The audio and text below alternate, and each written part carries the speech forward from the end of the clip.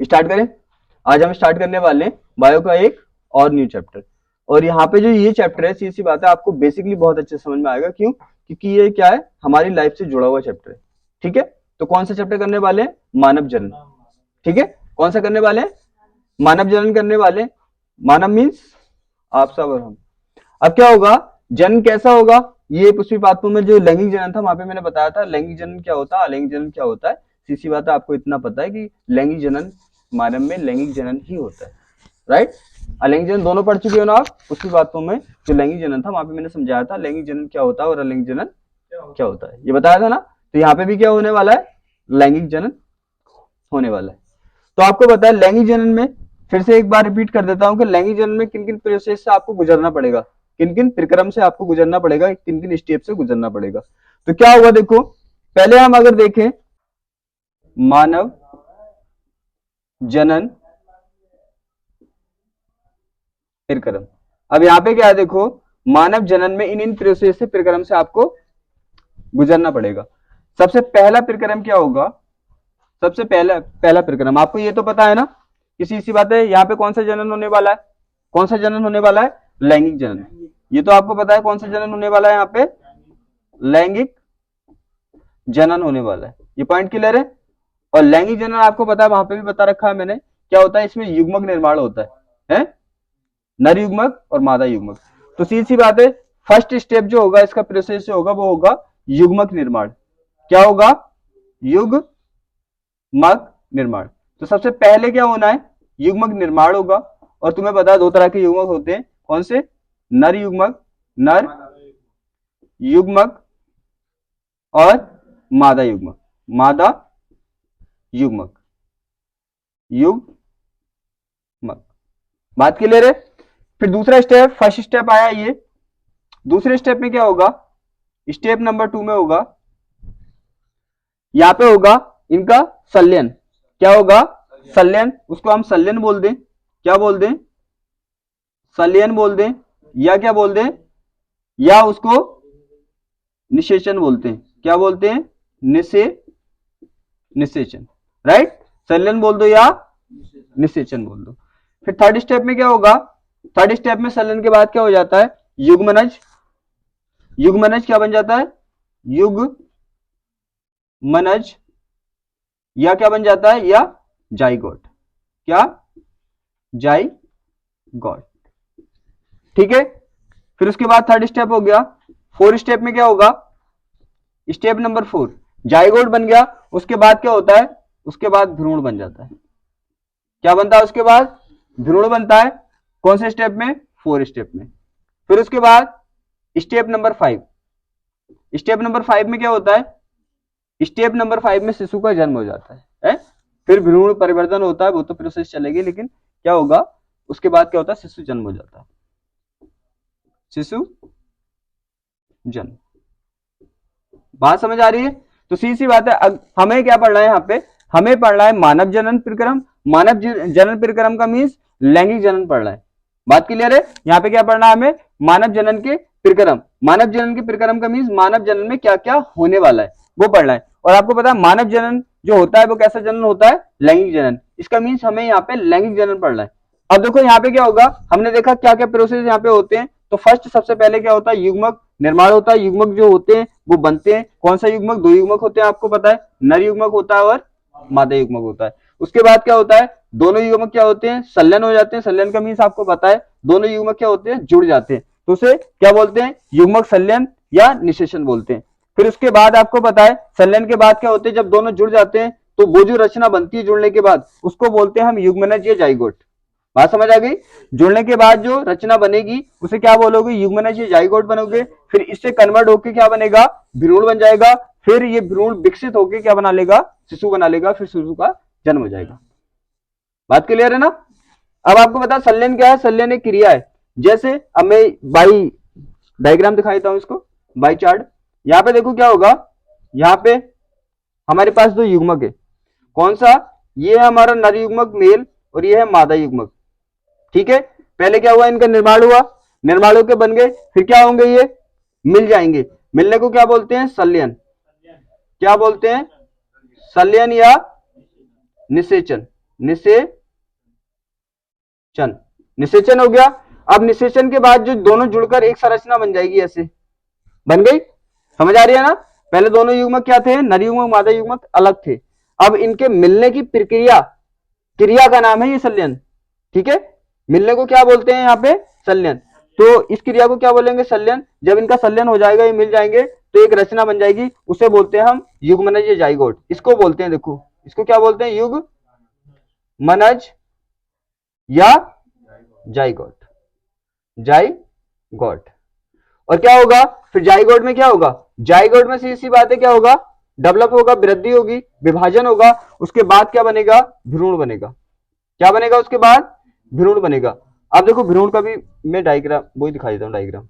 भ्रूण बन गया, भ्रूण बन गया ना। इसमें ध्यान से देखो, इसमें क्या होती है, ओनली एक कोशिका होती है, लेकिन इस भ्रूण में बहुत सारी कोशिकाएं हो जाती है। बात समझ आ रही है।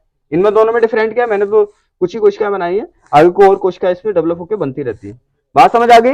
यहाँ पे कितना था, दो युग्मक थे, फिर दोनों युग्मक मिलके क्या बन गया, एक कोशिका बन गई। क्या बनी है ये, केवल एक कोशिका दिख रही है, एक कोशिका बनी, फिर एक कोशिका डेवलप होकर बहुत सारी कोशिका बनी इसके अंदर, इसको क्या बोल रहे हैं हम, भ्रूण बोल रहे हैं।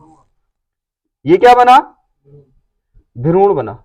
अब भ्रूण क्या होगा, भ्रूण डेवलप होकर क्या बन जाएगा, फिर यहाँ पे कोई भी शिशु बन जाएगा इससे।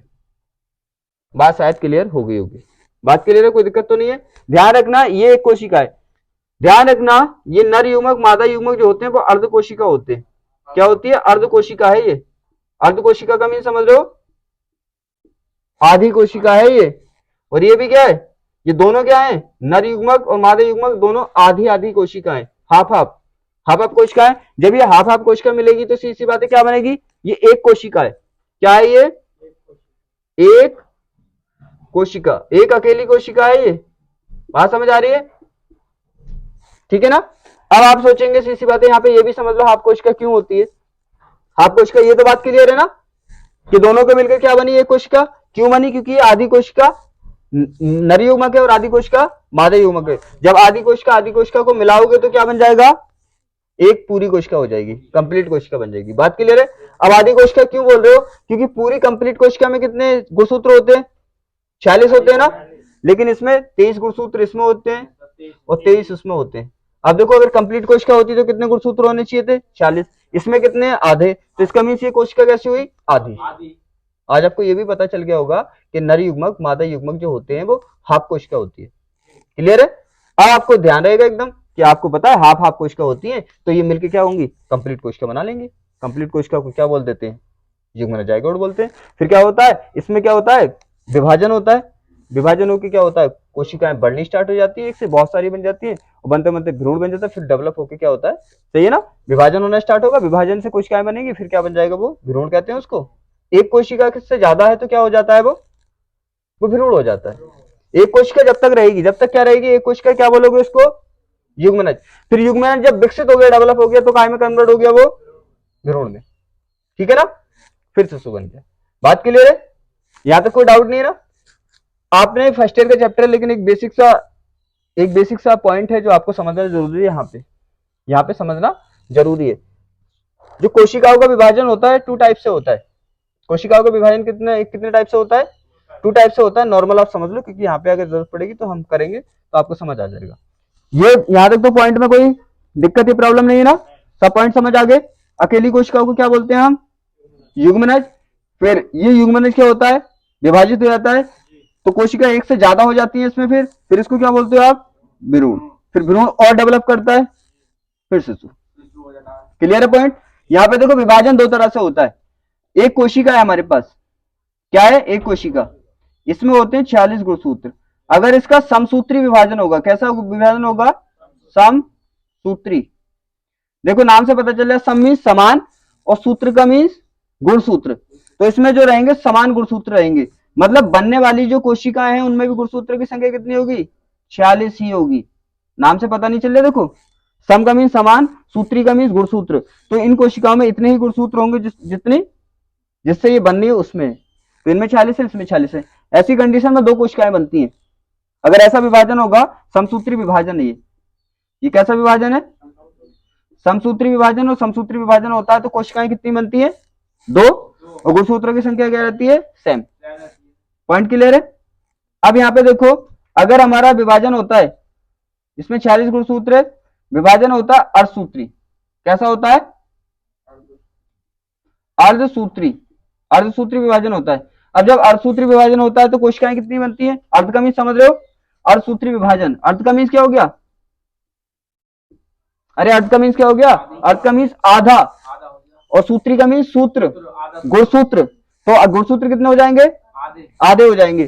तो क्या होगा? कोशिकाएं कितनी बनेंगी? यहाँ पे 4 कोशिकाएं कितनी बनती हैं? 4 बनेंगी। और गुणसूत्र कितने होंगे? आधे, मतलब 23 गुणसूत्र होंगे सब में। बात क्लियर है? तो ये बेसिक नॉलेज आपको होनी चाहिए। ये पॉइंट दोनों क्लियर है ना? वैसे तो फर्स्ट ईयर के चैप्टर से इसी बात है, लेकिन क्या होगा, ये पॉइंट क्लियर हो गया? ठीक है, समझ आ गया ना? अर्धसूत्री विभाजन क्या होता है? समसूत्री। अब देखो क्या होता है, जब हमें गुणसूत्र, इसका मीन्स एक हिंट्स और मिल रहा है यहां से हमें, अगर हमें गुणसूत्रों की संख्या क्या रहने देनी है? सेम, तो कौन सा विभाजन करना होगा? और गुणसूत्रों की संख्या आधी करनी है तो कौन सा विभाजन करना होगा? बात क्लियर है? बात क्लियर है ना? अब ये अर्धसूत्री विभाजन 2 स्टेप में होता है, मैं बता रहा हूं, इसे 2 स्टेप में होता है। क्यों? क्योंकि जब शुक्राणु का जनन कराओगे ना आप, क्या कराओगे? शुक्राणु जनन, तो वहां पे क्या होगा? अर्धसूत्री विभाजन होगा 2 स्टेप में, क्योंकि इसके स्टेप 2 होते हैं। कितने स्टेप में होता है ये? 2 स्टेप में होता है, राइट? तो क्या होता है, ध्यान रखना, अर्धसूत्री विभाजन 2 स्टेप होते हैं, अर्धसूत्री फर्स्ट और अर्धसूत्री सेकंड। कोई डाउट नहीं है? क्लियर है ना एकदम? अब बताओ, हम जब ग्रोथ करते हैं, जब हम ग्रोथ करते हैं, डेवलपमेंट करते हैं, तो क्या होता है? कौन सा विभाजन होता है? क्या हमारे अंदर एक बात सोचो कि जब हम छोटे थे, फिर उसके बाद हम ग्रोथ करके बड़े हो गए, तो हमारे अंदर जो पहले जब छोटे थे तब कोशिकाएं थी, या आज की कोशिकाओं में क्या गुणसूत्र डिफरेंट है? डिफरेंट है? सेम है? क्या है? सेम गुणसूत्र है। इसका मीन्स क्या होता है, जब कोई ग्रोथ करता है तो कौन सा विभाजन होता है? समसूत्री। ग्रोथ करता है। क्यों? क्योंकि अर्धसूत्री हो गया तो गुणसूत्र कितने हो जाएंगे नई कोशिकाएं बनने वाली में? 23। और आपको पता है एक गुणसूत्र के चेंज होने से पूरा इंसान चेंज हो जाता है, और यहाँ पे तो आप कितना करने बोल रहे हो? 23। अगर 23 गुणसूत्र चेंज कर दिए तो मुझे लग रहा है इंसान ने अजीब बन जाएगा। पहली बात तो वो खत्म हो जाएगा, लेकिन अगर बना तो एक अजीब सा शैतान बनेगा, पता नहीं क्या बन जाएगा। तो ये हो गया, ठीक है ना? हाँ, अजीब सा बन जाएगा। सोचो, एक गुणसूत्र के चेंज होने से क्लाइसीफेंटर बढ़ा था ना तुमने, क्लाइसीफेंटर डाउन सिंड्रोम, वहां क्या हो रहा था? वहां पे ये हुआ था, एक गुणसूत्र का हेरफेर हो रहा था, तो इंसान कितना चेंज हो रहा था? यहाँ पे तो अगर अर्धसूत्री विभाजन हो गया तो 23 का हेरफेर हो जाएगा, वो 23 की वजह से तो सीधी सी बात है मर जाएगा वो, इतना चेंजेस नहीं हो सकता। लेकिन अगर मैंने बोला बाई चांस हुआ तो फिर इंसान नहीं होगा, फिर पता नहीं वो क्या होगा। समझ आ गया? तो ग्रोथ डेवलपमेंट में, और जब भी एक चीज ध्यान रखना, अब सोचो ध्यान से, ये जो शुक्राणु अंडाणु बने होंगे ये किससे बनते हैं? अपने बॉडी के अंदर ही तो बनते हैं, तो बॉडी के अंदर बनते हैं ना, सीधी सी बात है। तो ये भी किससे बने होंगे? कोशिकाओं से। अरे कोशिकाओं से तो बने होंगे, पहले कोई कोशिका बनी होगी, हम प्रोसेस पूरा पढ़ेंगे, पहले कोई कोशिका होगी, फिर उस कोशिका से ये बने होंगे। तो जब ये कोशिका से बने होंगे, समझाने का मतलब मेरा यही तो है, जब कोशिका से बने होंगे तो हमारे शरीर में जो कोशिका होगी उसमें कितने गुणसूत्र होंगे? 46, 40 गुणसूत्र होंगे। लेकिन ये जब बन रहे हैं तो कितने हैं इसमें गुणसूत्र? तो इसका मतलब कौन सा विभाजन हुआ होगा? अर्धसूत्री। याद रखना, इसलिए बताया मैंने पूरा प्रोसेस, कि मैं अर्धसूत्री करूं, आपको समझ आना चाहिए क्या सिस्टम चल रहा है। क्लियर है ना? तो शुक्राणु या अंडाणु जो बनते हैं अपनी बॉडी में, कौन से विभाजन से बनते हैं? अर्धसूत्री। अगर गुणसूत्रों की संख्या आधी होगी तो समझ जाना विभाजन कौन सा हुआ है, और अगर सेम रही तो 2 बातें याद रखनी है बस, कि जब हम ग्रोथ करते हैं, वृद्धि करते हैं, तो विभाजन होता है समसूत्री। क्यों? क्योंकि हमारी बॉडी में जब कोशिकाएं होंगी उनमें गुणसूत्र सेम रहेंगे, तभी हम पहले जैसे रहेंगे। ठीक है? तो बचपन में भी हम ऐसे ही थे, है? बस चेंज भाई क्या हुआ, सरफेस एरिया तो चेंज हो गया, किसी का पेज छोटा था बड़ा हो गया, हाथ छोटे थे बड़े हो गए, तो सरफेस उसका एरिया ही तो चेंज हो गया। लेकिन इंसान थोड़ी चेंज हो गया कि पहले 2 आंखें थी अब 6 आंखें हो गई उसकी, है? ऐसा थोड़ी हुआ है। तो सीधी सी बात है, क्या होता है, केवल एरिया बढ़ जाता है, लेकिन वो इंसान वो ही रहता है, तो चेंज नहीं होता इसका मीन्स। तो इसका मीन्स कौन सा विभाजन होता है? कौन सा विभाजन होता है? समसूत्री। पॉइंट क्लियर है? कोई दिक्कत तो नहीं है? नोट कर लो इसे। यहां तक सब पॉइंट समझ आ गए। अब हम करने वाले नर जनन तंत्र। इसमें यहाँ पे क्या होगा आपको पता है, एक क्या होगा, 2 तरह के जनन तंत्र पढ़ेंगे। क्यों? क्योंकि लैंगिक जनन में क्या होता है, एक मेल होता है और एक फीमेल होता है। तो यहाँ पे दोनों के जनन तंत्र को पढ़ने वाले हैं, नर जनन तंत्र और मादा जनन तंत्र। पहले देखेंगे हम किसको, नर जनन तंत्र को। नर जनन तंत्र देखने से पहले आप ये देख लो कि तंत्र किसे कहते हैं। तंत्र का मीन्स होता है दो या दो से अधिक कोई भी चीजें हैं, चाहे वो निर्जीव है, चाहे वो अंग है, चाहे कोई मेंबर है, ठीक है, मिलकर जब काम करते हैं तो उस पूरे सिस्टम को क्या बोलते हैं आप, तंत्र बोलते हैं। हिंदी में क्या बोलते हैं, तंत्र, इंग्लिश में क्या बोलते हैं, सिस्टम, ठीक है ना। अगर क्या हुआ, ऐसे मान लीजिए कि दो इंसान या चार इंसान मिलकर कोई काम कर रहे हैं, तो उन सबको मिलाकर क्या बोलोगे, सब इंसानों को क्या बोल दोगे कि इनका एक तंत्र है, या दो अंग, क्योंकि बॉडी पार्ट पे भी ये अप्लाई होता है, दो अंग या दो से ज्यादा अंग अगर किसी काम को कर रहे हैं तो उनको भी क्या बोलोगे मिला के कि ये सिस्टम बना रहे हैं, ठीक है, यहां तक समझ आ गया। अब जैसे मान लो फॉर एग्जांपल के लिए हम सांस लेते हैं, सांस लेते हैं ना, तो सांस में जितने भी अंग पार्टिसिपेट कर रहे हैं, जितने भी सांस में काम कर रहे हैं, तो क्या होगा, उन सब अंगों को मिला के क्या बोलोगे, श्वसन तंत्र बोलोगे, क्योंकि सांस लेने वाला तंत्र कौन बना रहा है, जितने भी सांस लेने में पार्टिसिपेट कर रहे हैं। जैसे हम सांस लेते हैं तो सीधी सी बात क्या होता है, श्वसन नली है, फेफड़े, ये सब काम करते हैं ना सांस लेने में, तो इन सबको मिला के क्या बोल दोगे, श्वसन तंत्र। श्वसन तंत्र का मीन्स हो गया सांस लेने में जितने भी अंग कार्य कर रहे हैं उन सबको मिलाकर हम क्या बोल देंगे, श्वसन तंत्र। शायद आपके समझ आ गया होगा। इसी तरह से यहाँ पे देखो, जनन तंत्र का मीन्स क्या होगा, जितने भी अंग जनन में भाग ले रहे होंगे उन सबको मिला के क्या बोल दोगे आप, जनन तंत्र, ठीक है, सिंपल सी बात है, शायद समझ आ गई थी। अब क्या होगा, यहाँ पे किसका जनन तंत्र देखने वाले हैं, नर जनन तंत्र। क्या देखने वाले हैं, नर जनन तंत्र। तो आपको पता है कि हर एक सिस्टम में एक क्या होता है, एक वो मेंबर है चाहे वो अंग है, एक तो होता है मैन, बाकी क्या होते हैं उसके सहायक। मैन का मीन्स होता है जो मैन रोल प्ले करता है, जो मैन रोल प्ले करता है। मैन रोल प्ले का मीन्स होता है जो सिस्टम में सबसे इंपॉर्टेंट काम करता है, उसे क्या बोलते हैं, मैन।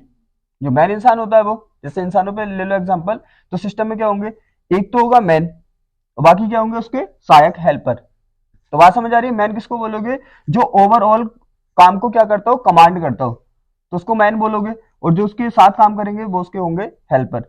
जैसे मान लो स्कूल है ना, तो स्कूल में क्या होता है, जो प्रिंसिपल होते हैं वो पूरे ओवरऑल स्कूल को कमांड करते हैं, तो वो क्या हुए, मैन हुए। जो टीचर होते हैं वो उनके क्या हुए, सहायक हुए, क्योंकि वो उनके काम में सहायता करते हैं। इसी तरह से हर सिस्टम का यही रूल्स होता है कि एक तो होता है उसमें मैन और बाकी होते हैं उसके सहायक। बात क्लियर है। अब देखो इसमें क्या होगा, यहां पे एक तो होंगे मुख्य अंग है, यहाँ पे क्या होंगे, एक होंगे नर जनन तंत्र में, एक तो होंगे मुख्य अंग। क्या होंगे, मुख्य अंग। मुख्य अंग, मुख्य अंग समझ गए ना आप। मुख्य अंग किसको बोलोगे, जो मैन काम करेंगे, और जो उसकी हेल्प करेंगे उसे क्या बोलोगे, सहायक अंग। सहायक अंग। आपको ये तो क्लियर हो गया, हर एक सिस्टम में दो तरह के अंग होंगे तो अंग होते हैं, या फिर इंसान होंगे तो इंसान होते हैं। दो तरह के होते हैं, एक होते हैं मैन जो मैन काम करते हैं, एक होते हैं सहायक जो उनकी हेल्प करते हैं। अब यहाँ पे देखो, हम इंसानों की बात नहीं कर रहे, तो यहाँ पे क्या कर रहे हैं, हम अंगों की बात कर रहे हैं। तो एक तो होगा मुख्य अंग और बाकी होंगे उसके सहायक अंग। बात क्लियर है ना। चाहे इंसानों का सिस्टम होगा तो इंसानों के अकॉर्डिंग आप देख लोगे, एक इंसान तो होगा उसमें मैन, बाकी उसके होंगे सहायक, हेल्पर। अगर अंगों के अकॉर्डिंग देखोगे तो अंगों में भी ऐसी होगा, एक अंग तो होगा मैन अंग और बाकी होंगे उसके सहायक अंग। तो इसमें भी ऐसे होता है। इसमें आपको दिख रहा है, देखो पहले यहाँ पे समझ लो कि क्या क्या है, फिर हम लिखने वाले हैं। वहां पे आपको दिख रहे हैं, यहाँ पे लिख रखा है सब, और आपकी बुक में भी ये डायग्राम है। तो यहाँ पे दिख रहा है आपको, ये है वृषण, ये वृषण और ये वृषण। इसका मीन्स कितने वृषण है, दो वृषण है, जिसके इंग्लिश में कहते हैं टेस्टिज। तो ये होते हैं मैन अंग, ये क्या होते हैं, मैन अंग। बाकी जितने भी अंग आपको दिख रहे हैं वो क्या है, सब इनके हेल्पर है, इनके सहायक है। बात क्लियर है। जैसे और कौन से अंग है, सबसे पहले आपको दिख रहा है ये वृषण है, उसके बाद अधिवृषण। अधि का मीन्स क्या होता है, आधा, वृषण का मीन्स वृषण। तो देखो लुक से भी, इसकी बनावट से भी लग रहा है ये आधा है, ये फुल है ना, और ये क्या है, हाफ है। तो ये अधिवृषण हो गया। उसके बाद आपको ये दिख रही है जाली की तरह, जाली तो सब जानते हो जाली कैसी होती है, देखो जाली सी जाली लग रही है ना यहाँ पे, तो ये किसके अंदर है जाली, वृषण की जाली है ना, तो इसे बोलते हैं वृषण जाली का। फिर उसके बाद आपको इस तरह से नलियां दिख रही है, नलियां दिख रही है ना, तो ये क्या करती है, शुक्राणु जो बनते हैं वो वृषण के अंदर बनते हैं। इन नलियों से होकर कहां पे पहुंचते हैं, वो अधिवृषण में। किसमें पहुंचते हैं, अधिवृषण में। तो इसलिए इन्हें बोलते हैं शुक्रवाहिका। शुक्रवाहिका का मतलब जो शुक्राणु को बहाकर ले जाती है, कहां से, वृषण से अधिवृषण में। शुक्रवाहिका हो गई, ठीक है, पहले क्या हुआ, वृषण, फिर वृषण के अंदर जो जालियां हैं वृषण जालिका हो गई, फिर जो शुक्राणु को वृषण से अधिवृषण में लेके जा रही है उसे क्या बोल रहे हैं आप, शुक्रवाहिका। फिर अधिवृषण से जो कहां पे लेके जा रही है, शुक्राशय में लेके जा रही है, उसे बोलो शुक्रवाहक। जिसमें वाहक लगा हुआ है ना, तो समझ जाना ये बहा के ले जा रही है शुक्राणु को। आगे लिखा हुआ है साफ साफ शुक्राणु है, शुक्र, शुक्र का मीन शुक्राणु तो है, आगे शुक्र लिखा हुआ है, और पीछे क्या लिखा हुआ है, वाहक या वाहिका लिखा हुआ है ना, तो वाहक तो आ रहा है ना, तो इसका मीन्स ये होगा कि शुक्राणु को बहाकर ले जाने वाली नलियां आई है, राइट। अब वाहिका और वाहक का मीन्स ये होता है, वाहिका जो होती है छोटी नली को वाहिका कहते हैं, और बड़ी नली को क्या कहते हैं, वाहक कहते हैं। बड़ी नली का मीन्स उसकी लेंथ भी ज्यादा होगी, उसकी चौड़ाई भी ज्यादा होगी। वाहिका का मीन्स ये पतली नली होगी और लेंथ भी छोटी होगी। दोनों का मीन्स समझ आ गया, तो इतने पॉइंट समझ आ गए। फिर उसके बाद देखो यहाँ पे, जहां पे यहाँ पे शुक्राणु बना, बनने के बाद क्या हुआ, ये शुक्र वाहिका से अधिवृषण में गया, अधिवृषण से ये किसके द्वारा, शुक्र भाग के द्वारा होता हुआ कहां पे पहुंचा, शुक्राशय में पहुंचा। शुक्राशय का मीन्स होता है यहाँ पे बनने के बाद ये शुक्राशय में जाके क्या हो जाता है, रहता है, ठीक है ना। कहां पे रहेगा, शुक्राशय में जाकर रहेगा। यहाँ तो कोई डाउट नहीं ना। उसके बाद देखो यहाँ पे आपको एक ग्रंथि दिख रही है, ये ग्रंथि दिख रही है आपके बुक में, तो क्लियर है ना, मैंने तो यहाँ पे डायग्राम बन रखा है। ग्रंथि दिख रही है, इसे कहते हैं प्रोस्टेट ग्रंथि या पुरस्थ ग्रंथि। उसके बाद नीचे दो ग्रंथि होंगी, तो वहां पे उसे कहते हैं हम कंद मूत्र पत्र ग्रंथियां। समझ आ गया ना। अब देखो यहाँ पे क्या होगा, ये दोनों क्या है, ये दोनों है मैन अंग, बाकी जितने भी आपको दिख रहे हैं वो क्या है, सब सहायक। पॉइंट शायद क्लियर हो गया होगा। यहाँ पे देखो ये जितनी भी नलियां हैं, शुक्र वाहक और शुक्र वाहिका, इन दोनों को मिलाकर क्या बोल देंगे हम, शुक्र वाहक नालिका। क्या बोल देंगे, शुक्र वाहक नालिका। शुक्र वाहक नालिका का मतलब ये भी नली है और ये भी नली है, दोनों क्या कर रही हैं, शुक्राणु को बहा रही हैं, तो दोनों को मिलाकर क्या बोल देंगे, शुक्र वाहक नलिका। शुक्र को, शुक्राणु को बहाने वाली नलियां। तो मैन अंग कौन है, आपको पता है कितने वृषण है यहाँ पे, 2 वृषण है। तो मैन अंग जो है वो क्या है, 2 वृषण, 2 वृषण, 2 वृषण बोल दो इसको, या एक जोड़ी वृषण। क्या बोल दो, एक जोड़ी वृषण। यहाँ पे पॉइंट क्लियर है ना। अब बाकी जितने भी बचे हुए इससे अलग, वो सब किस में रखे जाएंगे, सहायक में। जैसे कौन सा, अधिवृषण है, अधिवृषण, जितने भी बचे ना इनको छोड़कर सब क्या है, सहायक अंग है इसके।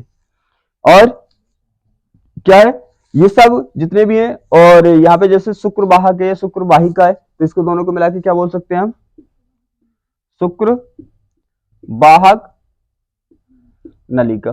ठीक है, ये सब क्या है, सहायक में तो आएंगे, बाकी टेंशन लेने की जरूरत नहीं, जितने भी बच्चे सब उसमें आएंगे। और ये ग्रंथियां दोनों क्या है, ग्रंथियां, मैं ग्रंथियां लिख देता हूं, ठीक है। ग्रंथियों का मीन्स क्या हो गया, ग्रंथियों का मीन्स हो गया प्रोस्टेट और कंदमूत्र दोनों को बोल रहे हूं मैं। ये हो गया, ग्रंथि आ गई। और क्या है यहाँ पे, शुक्राशय, शुक्राशय, ठीक है ना। पॉइंट क्लियर है। मैन अंग ये हो गए, बाकी जितने भी अंग दिख रहे हैं आपको सब किस में आएंगे, सहायक अंगों में। ये तो क्लियर समझ आ गया ना, यहाँ तो कोई डाउट नहीं ना, इसको नोट कर लो पहले। अब इसके जितने भी अंग थे सब समझ आ गए ना।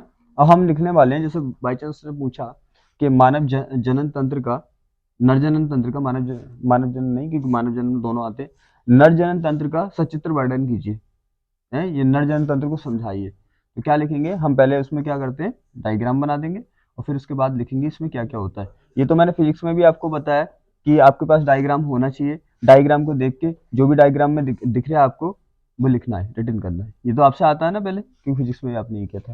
तो डायग्राम का जब भी मांगता है वो डायग्राम का क्वेश्चन, तो क्या करते हैं, डायग्राम बनाने के बाद जो भी डायग्राम में आपको दिखता है वो वहां पे रिटर्न कर देते हैं। तो हम करने वाले हैं एक्सप्लेन, बात तो समझ गए, कैसे बोलेगा कि नर जनन तंत्र की सचित्र, नर जनन तंत्र का सचित्र वर्णन कीजिए। सचित्र वर्णन का मीन्स होता है उसके बारे में भी बताइए और चित्र भी बनाइए, या नर जनन तंत्र को समझाइए।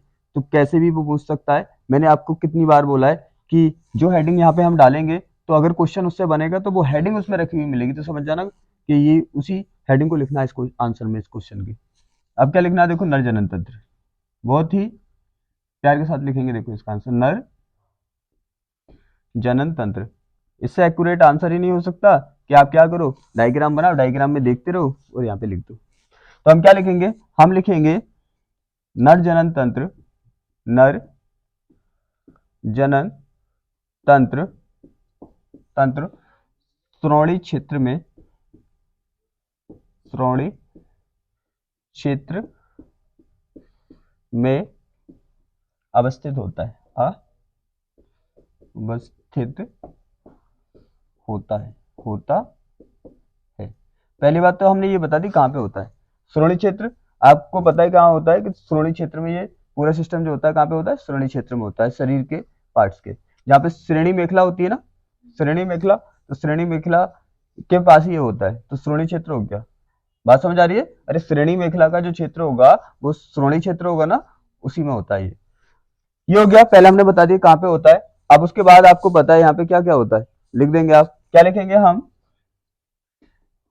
इसमें क्या होता है, इसमें एक जोड़ी वृषण, एक जोड़ी क्या होते हैं, वृषण। एक्सप्लेन करना मैंने आपको सिखाया, आप लिख सकते हैं, वैसे मैं लिखा ही रही हूँ वरना आप कर देते इसका एक्सप्लेन, सिखाया मैंने। एक जोड़ी वृषण, ठीक है, और क्या, सहायक, सहायक, सहायक नलियां, नलियां है ना, देखो सहायक नलियां है ना, सहायक नलिया का मीन्स इन इसको और इसको दोनों को मिला के अभी जो बताया था मैंने, शुक्र वाहक नलिका बोल दो या सहायक नली बोल दो, ठीक है। तो नलिया क्यों लगा रहे हैं, क्योंकि दो हैं, सहायक नलियां हैं, और क्या है, और क्या है, और बताइए, शुक्राज से, शुक्राज से, ठीक है, और क्या है, ग्रंथियां होती है, ग्रंथियां भी तो होती है, ग्रंथियां, और एक चीज और होती है इसमें, ग्रंथियां जो दिख रही है ना यहाँ पे, देखो वृषण दिख रहा है, हमने वृषण लिख दिए। सहायक नलियां होती हैं, समझ चुके हैं, सहायक नलियां लिख दी। और हमें पता है क्या होती है, शुक्राज से होता है, शुक्राज से लिख दिया। ग्रंथियां होती हैं, ग्रंथियां लिख दी। और क्या होती है, वाह्य, वाह्य जनन, जननेंद्रियां, जननेंद्रियां, जनन इंद्रिया होती है, ठीक है, बाह्य जननेंद्रिया होती है, होती है, राइट। जो अंक थे यहाँ पे वो क्या कर दिया हमने, रिटर्न कर दिया। अब देखो आगे क्या लिखेंगे, हम लिख देंगे ये वृषण कहाँ होते हैं, वृषण वृषण कोश के अंदर होते हैं। कहाँ पे होते हैं वृषण, वृषण कोश के। वृषण कोश का मीन्स इसके ऊपर क्या होती है, एक इस तरह से लेयर होती है। कोश तो जानते हो, कोश क्या होता है, कोश होती है खाली जगह को कोश कहते हैं। अब वृषण कोश का मीन्स होगा ऐसी खाली जगह जहां पे वृषण है। तो क्या होता है, हम लिखेंगे वृषण, वृषण क्या होता है, वृषण कोश के अंदर होता है, वृषण कोश के अंदर होता है, अंदर होता है, ठीक है। देखो अब तक वही तो लिख रहे हैं जो दिख रहा है आपको, आपको दिख रहा है वृषण क्या है, वृषण कोश के अंदर होता है। अब इसका टेम्परेचर जो होता है, बॉडी टेम्परेचर के टेम्परेचर से क्या करता है, इसका टेम्परेचर जैसे हमारा होता है 37.5 होता है, ठीक है ना, 37.5 सेंटीग्रेड होता है हमारा बॉडी का टेम्परेचर। अब यहां पे कितना, 2 से 2.5 सेंटीग्रेड कम होता है इसका टेम्परेचर। इसका जो भीषण कोश का टेम्परेचर है वो कितना होता है, अपनी बॉडी के टेम्परेचर से 2 से 2.5 मतलब 2 से 2.5 सेंटीग्रेड कम रहता है। अगर हमारा कितना है 37.5 है, 37.5 है ना, तो इसका टेम्परेचर कितना होगा, या तो 35 होगा है या 35.5 होगा। समझ आ गया। तो हम लिख देंगे कि भीषण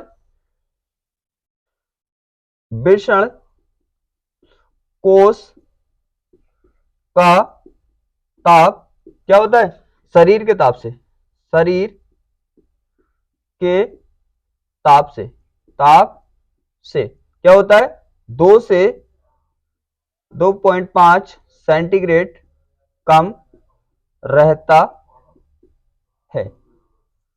लिख दिया, कम रहता है ना, कि इसका टेम्परेचर इससे इतना कम रहता है। अब ये तो हो गया, तो जो भी था इसमें लिख दिया ना हमने, जो भी था लिख दिया, और आपको एक्सप्लेन और मैंने बढ़ाना बताया है। अगर चाहो तो आप कितना भी इसका एक्सप्लेन कर सकते हो, जैसे यहाँ पे नलियों के बारे में दे सकते हो कि सहायक नलियां क्या होती है, सहायक नलियां शुक्राणु को क्या वृषण से शुक्राशय में लेके जाती है, ठीक है। और लाइन बढ़ानी तो और ये लिख सकते हो कि शुक्राणु शुक्राशय में रहते हैं, लिख सकते हो ना। और लाइन आपको आगे बढ़ानी है तो ये लिख सकते हो, ये ग्रंथियां जो होती हैं, ये ग्रंथियां जो होती हैं वो एंजाइम का स्राव करती है, एंजाइम निकालती है। तो और लाइनें भी बढ़ा सकते हो अगर आप चाहो तो, ठीक है। और ये तो मैं कंटिन्यू सिखाता आ रहा हूँ इसमें बायो में, ये चीज सबसे मेन है, क्योंकि मैंने बोला सब पॉइंट आपको याद नहीं करने, कुछ माइंड की कैपेसिटी से उसमें पॉइंट बढ़ा के भी लिखने। अब ये बढ़ा के लिख सकते हो ना पॉइंट, जो 3-4 पॉइंट मैंने बताए, और भी आप पॉइंट बढ़ा के लिख सकते हो, ठीक है। बात समझ आ गई। बायो का यही रीजन है, आप समझो इसे, और समझने के बाद कितनी भी लाइंस बढ़ा सकते हो। ये तो काम तो सबका पता है ना आपको, तो आप कितने भी सबके वर्क भी लिख दो। हमने क्या लिखा अभी तक? अभी तक हमने लिखा है कि क्या क्या पार्ट्स हैं इसमें। अगर आपको क्या करना है, इसको और एक्सप्लेन करना है, बड़ा क्वेश्चन करना है, तो क्या है, जो भी जिसका जो भी काम है वो काम भी लिख दो यहाँ पे। क्या कि भी क्या होती है, ये सहायक नलियां क्या होती है, शुक्राणु को वृषण से कहां में लेके जा रही है, शुक्राशय में लेके जा रही है। और शुक्राणु कहां पे रहते हैं, शुक्राशय में शुक्राणु रहते हैं। अब ये क्या होती है, ये सहायक ग्रंथियां जो होती है क्या करती है, एंजाइमों का क्या करती है, स्राव करती है, एंजाइम निकालती है। और भी लाइन बढ़ानी है कि जो क्या करते हैं, जो जनन में सहायता करते हैं। और भी लाइन बढ़ानी है तो लिख सकते हो कि ये सब तंत्र, ये सब अंग मिलकर एक साथ कार्य करते हैं, जिससे क्या होता है, नर जनन तंत्र एक संतुलित तरह से कार्य करता है। कितनी भी लाइन्स बढ़ा दो, बात क्लियर है, ठीक है ना। तो अपना ये जनन तंत्र हो गया। अब देखो नेक्स्ट टॉपिक करने वाले हम क्या, नेक्स्ट टॉपिक करने वाले, एक टॉपिक कर लिया हमने, नेक्स्ट टॉपिक करने वाले हम क्या, हम करने वाले हैं अब शुक्र जनक नालिका की संरचना, शुक्र जनक नालिका की संरचना को करने वाले।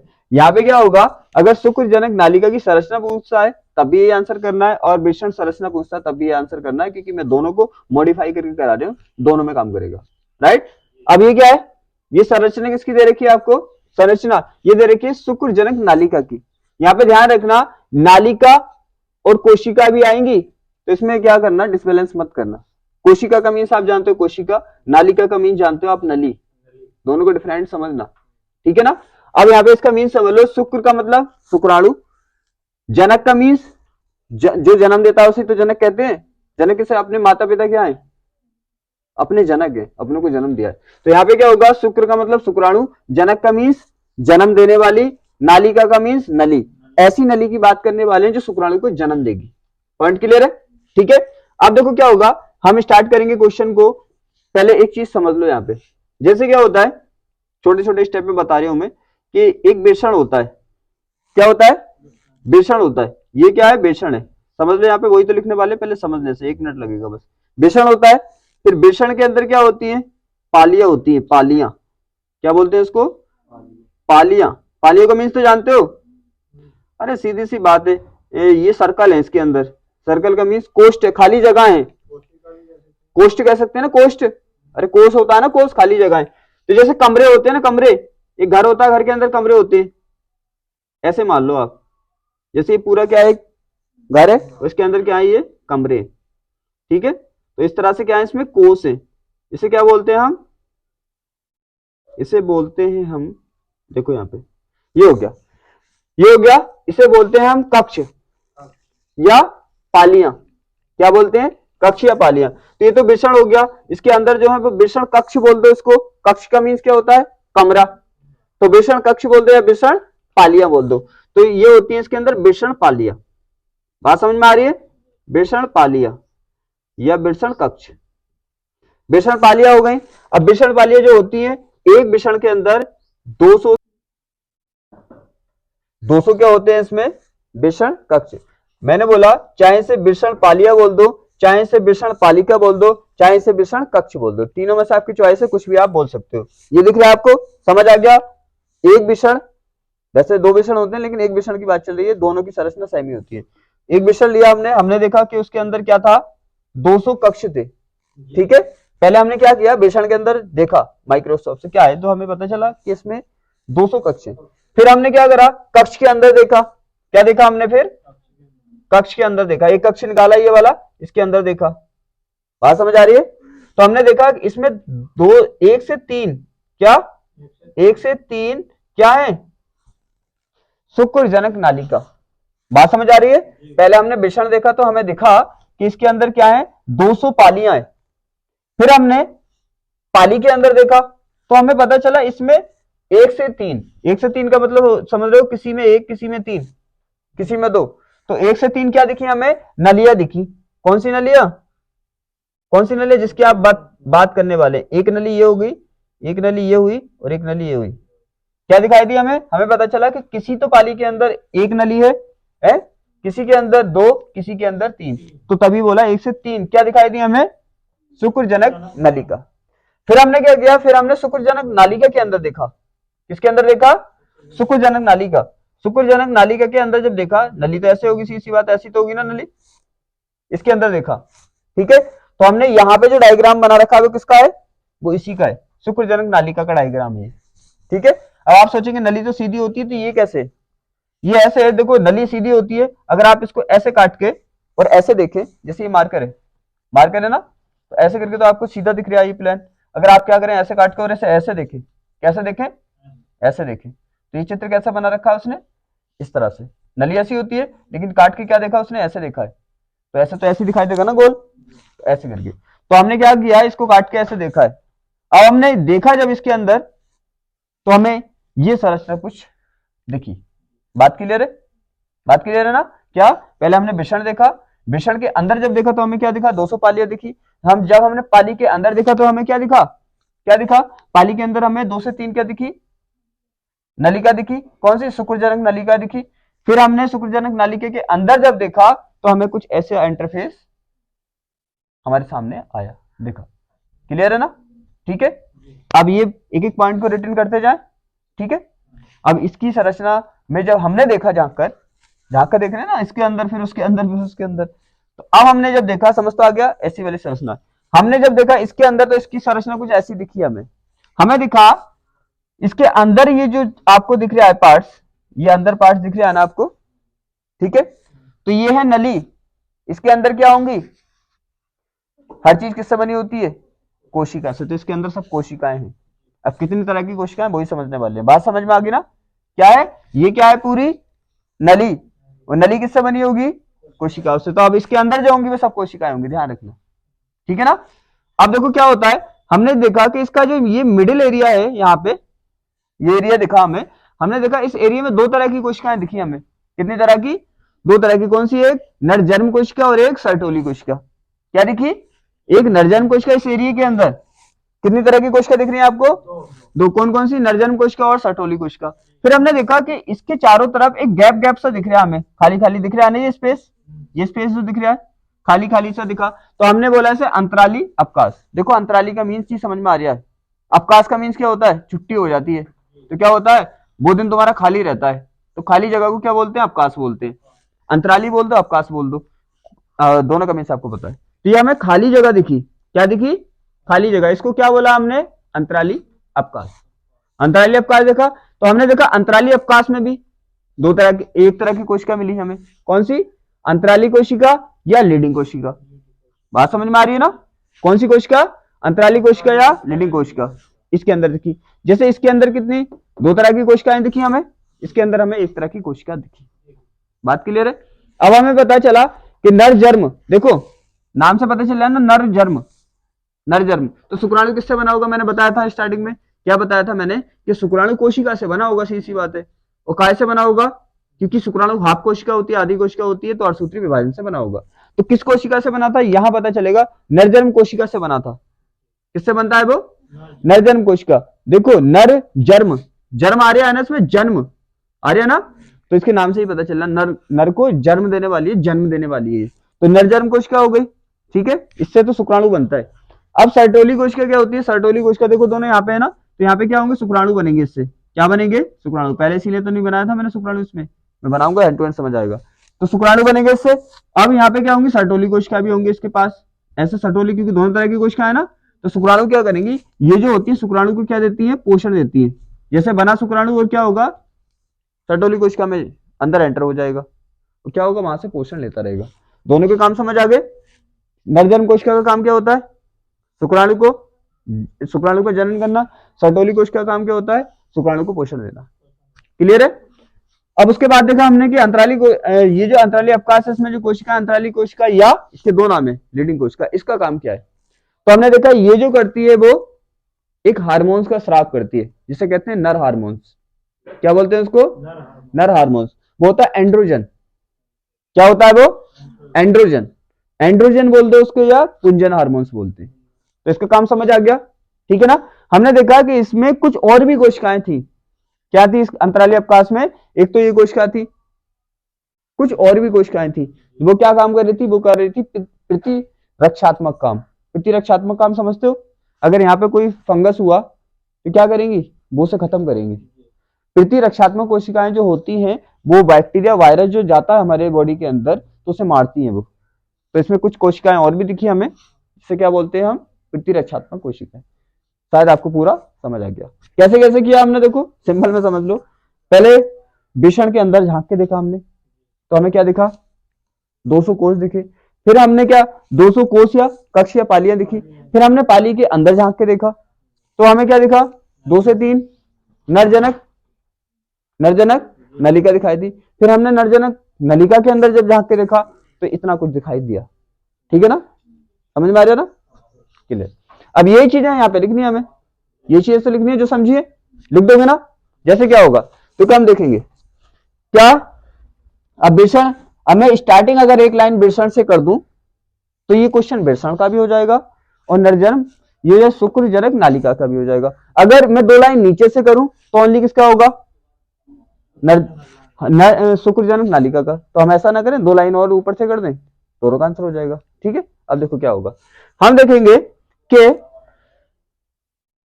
नर लिखो मत लिखो, नर का ही होता है विषण। तो क्या हम लिखेंगे कि विषण में क्या होते हैं? 200 कक्ष होते हैं।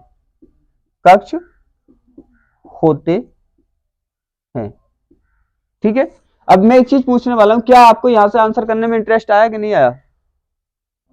यहां से मैंने आंसर स्टार्ट किया, विषण में 200 कक्ष होते हैं। क्या इंटरेस्ट आया? नहीं, अधूरी सी लग रही है बात, तभी तो लिखा है मैंने। है, थोड़ा सा विषण को बताओगे तब अच्छा लगेगा ना? है, हाँ जी। तो इसीलिए मैंने देखा था। तो इसका मतलब तुम समझ नहीं रहे इस चीजों को। क्या लिखोगे? इसे नहीं लिखना तुम्हें। कहां से लिखना है? एक लाइन यहाँ पे एंटर कर देता हूं। हमें क्या लिखना है कि विषण क्या होते हैं? विषण नर के क्या होते हैं? मुख्य जनक अंग होते हैं। अब सही रहेगा। ठीक है, क्या लिख देंगे हम? विषण नर के क्या होते हैं? मुख्य या प्रमुख क्या? जनन अंग होते हैं। जनन अंग होते हैं। देखो अब बिल्कुल करेक्ट, अब आएगा एक्यूरेट। पहले हमने बताया विषण क्या है, बिना बताए अगर किसी की बात स्टार्ट कर दो बीच में से तो अजीब नहीं लगेगा। तो ये ध्यान रखना आपको, पेपर में भी थोड़ा उसके बारे में बता तो दो क्या है ये, फिर उसके बाद क्या करोगे? उसका इंट्रो दोगे। अब पहले आपको बताओगे इसका नाम ये है, फिर उसके बाद ही तो बताओगे इसका काम ये काम करता है। अब डायरेक्ट बताओ कि ये काम करता है तो इंटरेस्ट आएगा कोई? अरे पहले बताओ तो वो क्या है क्या नहीं है। तो समझ आ गया क्या? विषण के होते हैं? नर के मुख्य जनन अंग होते हैं। विषण में 200 कक्ष होते हैं। क्या होते हैं? 200 कक्ष होते हैं। और फिर उसके बाद जैसे झांक के देख रहे हैं ना, बार बार जो दिख रहा बिल्कुल ऐसे लिख दो। पहले झांका 200 कक्ष दिखे, फिर क्या किया हमने? एक कक्ष में क्या था? 1 से 3 क्या है? शुक्र जनक क्या? नालिका होती है। फिर जब तुमने शुक्रजनक नालिका के अंदर झांका था तो क्या हुआ था? तो आपको ये दिखे थे। तो तुमने क्या देखा था? तुमने देखा था शुक्रजनक नालिका के। क्या? किसके? नालिका के। किसमें? देखो ये मिडिल में है ना, मध्य में है ना, तो हम बोलेंगे शुक्रजनक नालिका के मध्य भाग में। किसमें? मध्य भाग में 2 प्रकार की कोशिकाएं। देखो मध्य भाग में 2 प्रकार की कोशिकाएं थी ना, 2 प्रकार की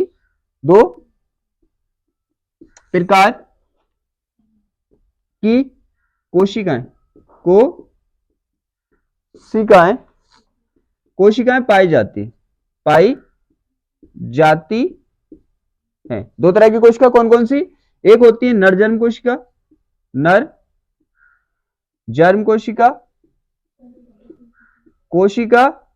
और सर्टोली कोशिका। कौन सी? सर्टोली कोशिका। ठीक है, कोशिका।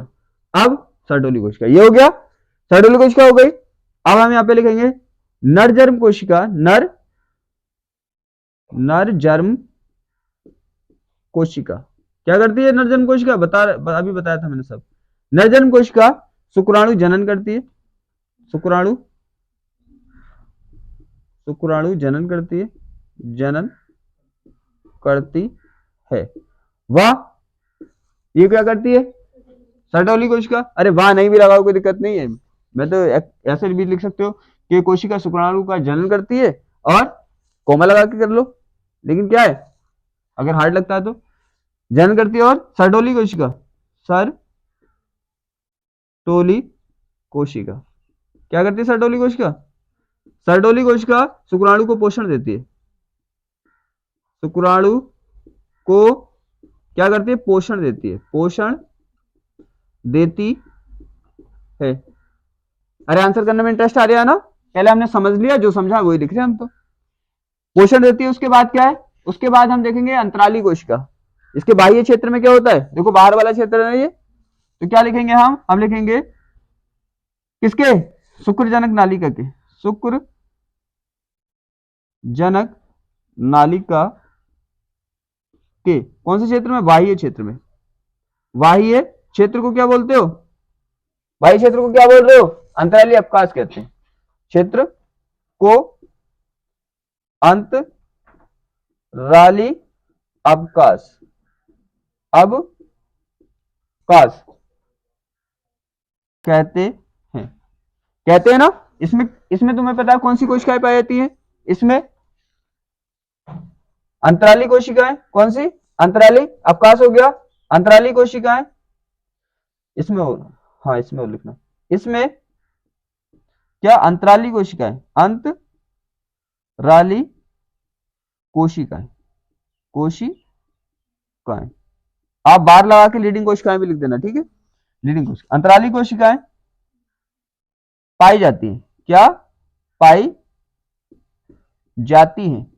अंतराली कोशिकाएं पाई जाती है। अब ये काम क्या करती हैं? यह क्या काम करती है? यह एंड्रोजन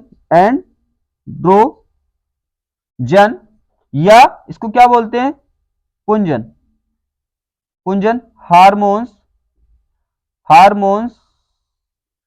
का क्या करते हैं? संश्लेषण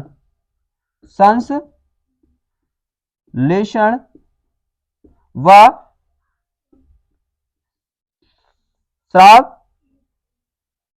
स्रावित करती हैं, इसको स्रावित करती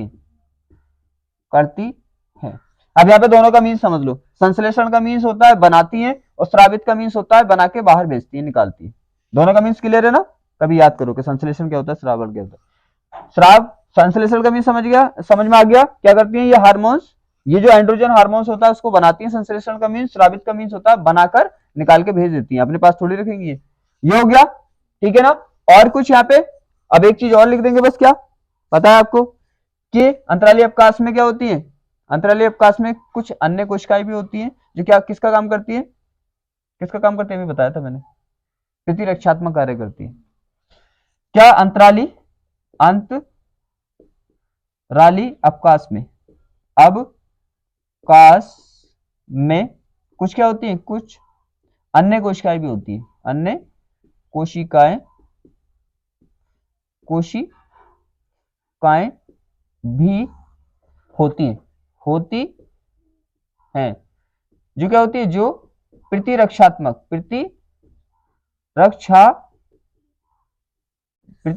कार्य करती है, प्रतिरक्षात्मक कार्य करती है। देखो पूरा डिटेल समझ आ गई ना? तो क्या हुआ, बायो को करने का आंसर यही होता है सिंपल में। पहले समझ लो टॉपिक को, फिर लिखते जाओ अपनी भाषा में, लैंग्वेज में।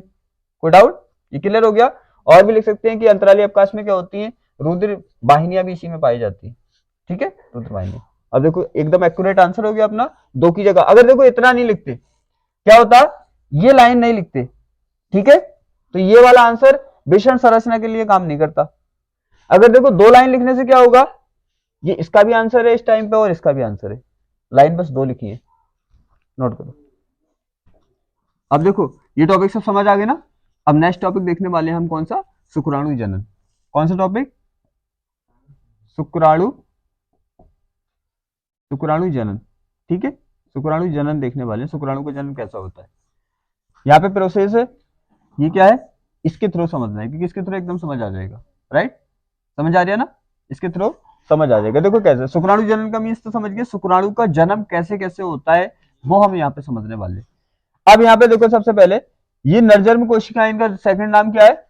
शुक्राणु जन कोशिका। नरजन्म कोशिका बोल दो या इनको शुक्राणु जन बोल दो, दो नाम है इनके, डबल नाम। जैसे इंसानों को डबल डबल नाम होते हैं ना, ऐसे इनके दो नाम है। अब प्रोसेसिंग देखो कैसा होता है। प्रोसेसिंग होता है, आपको पता है उसके अंदर क्या होती है? उसके अंदर किसके? शुक्राणु जनक जो नलिका होती है उसके अंदर क्या होती है? अरे उसके अंदर तो बनेगा, ऐसा होती है, बस इंटरनल वाला पार्ट ले रही हूं मैं, इंटरनल वाला, जिसमें कौन सी कोशिका थी? जो हमारी कोशिका है कौन सी? नरजन्म कोशिका या शुक्राणु जन कोशिका। तो आपको बताइए यहाँ पे होगी, यहाँ पे अंदर थी ना ये, तो मैंने अंदर अंदर वाला पार्ट लिया जिसमें थी, बाहर वाला पार्ट सिलेक्ट कर दिया। अब ये क्या करेंगी? सीधी सी बात है, अब आपको बताइए शुक्राणु भी बनाएंगी। क्या करेंगी? शुक्राणु भी बनाएंगे और अपनी वृद्धि भी करेंगी। वृद्धि का मीन्स, अगर सोचो कि ये वृद्धि नहीं करेंगी, जैसे यहाँ पे मान लिया कि 5 कोशिकाएं होती, तो बहुत ज्यादा कोशिकाएं, एग्जांपल बता रही हूँ, 5 कोशिकाएं यहाँ पे, राइट। अगर पांचों के पांचों से शुक्राणु बन गया तो ये सोचो फिर नेक्स्ट शुक्राणु तो बनेगा नहीं। समझ आ रहा है? तो क्या करते हैं, ये जो कोशिकाएं होती हैं कुछ तो वृद्धि करती है, क्या करती रहती है? वृद्धि, और कुछ शुक्राणु बनाती है। बात समझ में आया? इन कोशिकाओं से, जैसे 5 कोशिकाएं क्या है, 3 4 5, कितनी कोशिकाएं? 5 कोशिकाएं। तो कुछ क्या करेंगे, कुछ वृद्धि करके अपनी संख्या बढ़ाती रहेंगी। अगर संख्या नहीं बढ़ाएंगी तो खत्म नहीं हो जाएंगे सबसे शुक्राणु बन गए तो। और कुछ क्या करती रहती है? शुक्राणु का जन्म करती रहती है। बात क्लियर है? और आपको पता है कि अगर कोई वृद्धि करता है, ये पॉइंट वहीं पे इसीलिए बताया था मैंने, अगर कोई वृद्धि करता है तो कौन सा विभाजन होता है? समसूत्री। और अगर शुक्राणु बनता है तो कौन सा विभाजन होता है? अर्धसूत्री। ठीक है, इसलिए मैंने वहां पे बता दिया था। तो वृद्धि जो कर रही होंगी, ये वृद्धि जो कर रही होंगी ये, ठीक है, तो ये आगे और कोशिकाएं बना रही होंगी, लेकिन इसमें से कुछ कोशिकाएं क्या बना रही है? शुक्राणु बना रही है। पॉइंट आपको शायद क्लियर हो गया होगा। अब आ जाओ इस पे, अब समझ आ जाएगा। देखो तो क्या होगा, पहले क्या होगी, ये पहले क्या है? हमारी नरजन्म कोशिका है ना, लेकिन जिसमें से ये, जैसे मान लो 5 कोशिकाएं, तो जो कोशिका क्या बनाएगी? जो कोशिका क्या बनाएगी? शुक्राणु बनाएगी। उसे बोलते हैं प्राथमिक शुक्र कोशिका। बात समझ आ रही है? क्योंकि ऐसे मान लो यहाँ पे कोशिकाएं, कितनी कोशिकाएं, दोबारा बता रहे हो एग्जांपल से, सस्ते समझना वरना डिसबैलेंस नहीं होना चाहिए। ये हो गया, राइट। पहले क्या थी? दो कोशिकाएं थी, क्या थी? देखो अच्छे समझना, 2 कोशिकाएं थी, दो ने क्या किया? समसूत्री विभाजन किया। तुम्हें पता है इस 1 से 2 बन गई और इस 1 से 2 बन गई। मैंने बता रखा है कितनी बनती समसूत्री विभाजन से, कैसे होता है टोटल, सबसे पहले वही बताया था। ये हो गई। अब क्या होगा, इन्होंने तो 2 ने क्या किया? शुक्राणु बनाया, और ये और आगे वृद्धि करके और कोशिका बना रही है। अब कितनी बन गई? इनसे 4 बन गई, क्योंकि 2 इससे 2 इससे। बात क्लियर है ना? तो जो शुक्राणु बनाती है उनको क्या बोलते हैं? उनको हम, है तो ये क्या है, तो ये क्या नरजन्म कोशिका है ना, लेकिन इन कोशिकाओं को हम बोल देते हैं प्राथमिक शुक्राणु कोशिका। बात क्लियर है? प्राथमिक शुक्राणु कोशिका बोल देते हैं। यहां तक तो कोई डाउट नहीं ना? अब देखो बात समझ में आ गई होगी। पहले क्या थी? देखो शुक्राणु जो नरजन्म कोशिका थी। अब समसूत्री विभाजन, वो देखो इसके अकॉर्डिंग समझना आप, ये क्या है? समसूत्री विभाजन, समसूत्री विभाजन। अगर समझ के नहीं करोगे तो भारी लगेगा ये, और समझ के करोगे तो कुछ भी नहीं है इसमें। देखो पहले क्या थी सब? पहले क्या थी सब? नरजन्म कोशिका थी ना, फिर उन्होंने क्या की? वृद्धि की, वृद्धि की, फिर और नरजन्म कोशिकाएं बनाई। ये भी क्या है सब? नरजन्म और नरजन्म कोशिकाएं बनाई। अब इन नरजन्म कोशिकाओं में से कुछ तो शुक्राणु बनाने लगी और कुछ वृद्धि करने लगी। तो जो शुक्राणु बनाने लगी उनको क्या बोल दिया? प्राथमिक प्राथमिक शुक्र कोशिका। कोई दिक्कत? तो देखो ये डायग्राम कहां से स्टार्ट हुआ? यहां से ना। पहले सब क्या थी? पहले सब क्या थी? नरजन्म कोशिका। फिर उन्होंने क्या की? वृद्धि की, और जो क्या बना रही शुक्राणु उन्हें बोलते प्राथमिक शुक्राणु कोशिका। अब आप सोचोगे ऐसा क्यों, क्योंकि जब बच्चा छोटा होगा तो ओनली क्या होगा, ओनली ये वृद्धि करती रहेंगी, उस टाइम शुक्राणु तो बनता नहीं है, समझ में आ रहा ना। तो पहले हमारा ये होगा, प्रोसेस समझ आ गया, कोई दिक्कत वाली बात नहीं थे।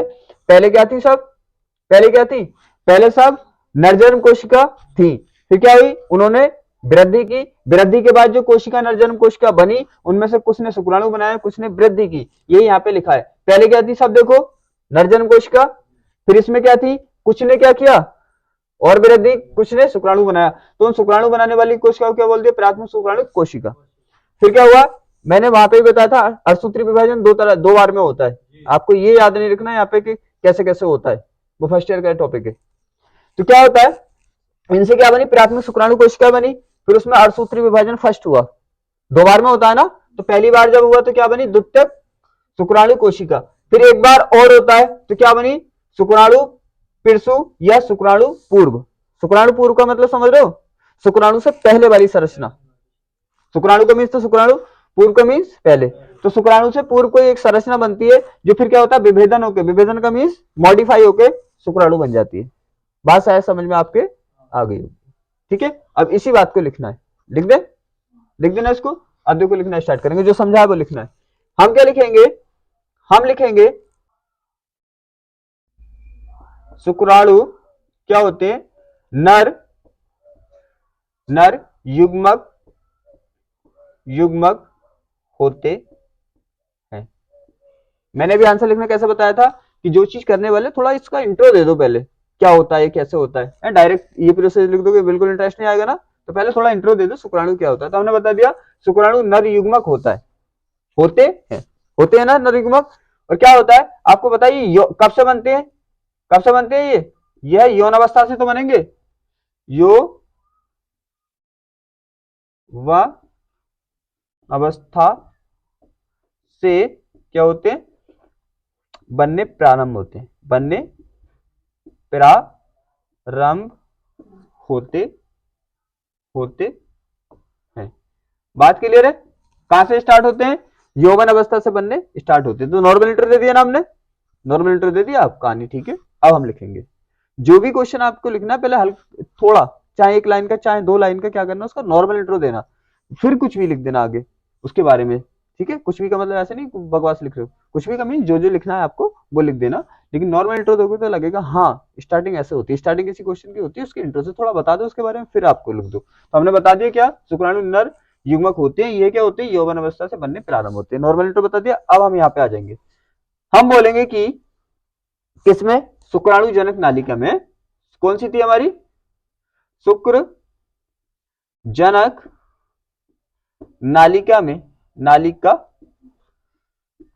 नालिका या नलिका में क्या होती है, कौन सी कोशिका होती है, याद है ना, नरजन्म कोशिका, क्या, नर जर्म कोशिका, नरजन्म कोशिकाएं क्या करती हैं, क्या करती हैं, शुक्राणु जनन, शुक्र जनन प्रक्रिया से, कौन सी प्रक्रिया से, अब ये पूरा प्रोसेस जो शुक्राणु बनने वाला है, इस प्रोसेस को क्या बोलोगे आप, पूरी प्रक्रिया को शुक्र जनन प्रक्रिया, कौन सी प्रक्रिया, शुक्र जनन प्रक्रिया, ठीक है। क्या होता है, शुक्र जनन प्रक्रिया द्वारा क्या करती है, शुक्राणु,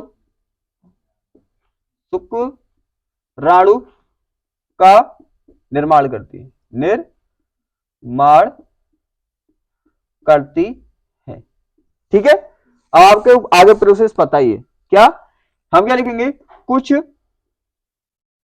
कुछ क्या, कुछ नर जर्म कोशिका, कुछ नर जर्म कोशिका क्या करती हैं, समसूत्री विभाजन द्वारा, समसूत्री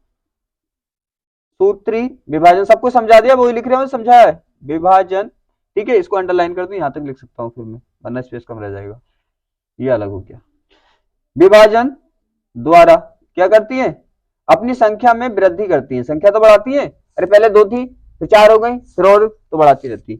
समसूत्री विभाजन द्वारा अपनी संख्या में, संख्या में क्या करती है, वृद्धि करती है, करती है, ठीक है। तथा कुछ क्या करती हैं, ये सब कुछ समझा रखा ना, कुछ शुक्राणु जनन करती है या शुक्राणु को पैदा करती है, तथा कुछ नर जन्म कोशिका क्या करती है, कोशिका शुक्राणु उत्पन्न करती है या शुक्राणु को पैदा करती है या शुक्राणु का जनन करती है, कुछ भी लिख सकते हो आप। शुक्राणु क्या करती है, शुक्राणु जनन करती है, शुक्राणु जनन करती है। उन्हें क्या बोलते हैं, मैंने अभी बताया था, प्राथमिक शुक्र कोशिका बोलते हैं उन्हें। प्राथमिक क्या, शुक्र कोशिका,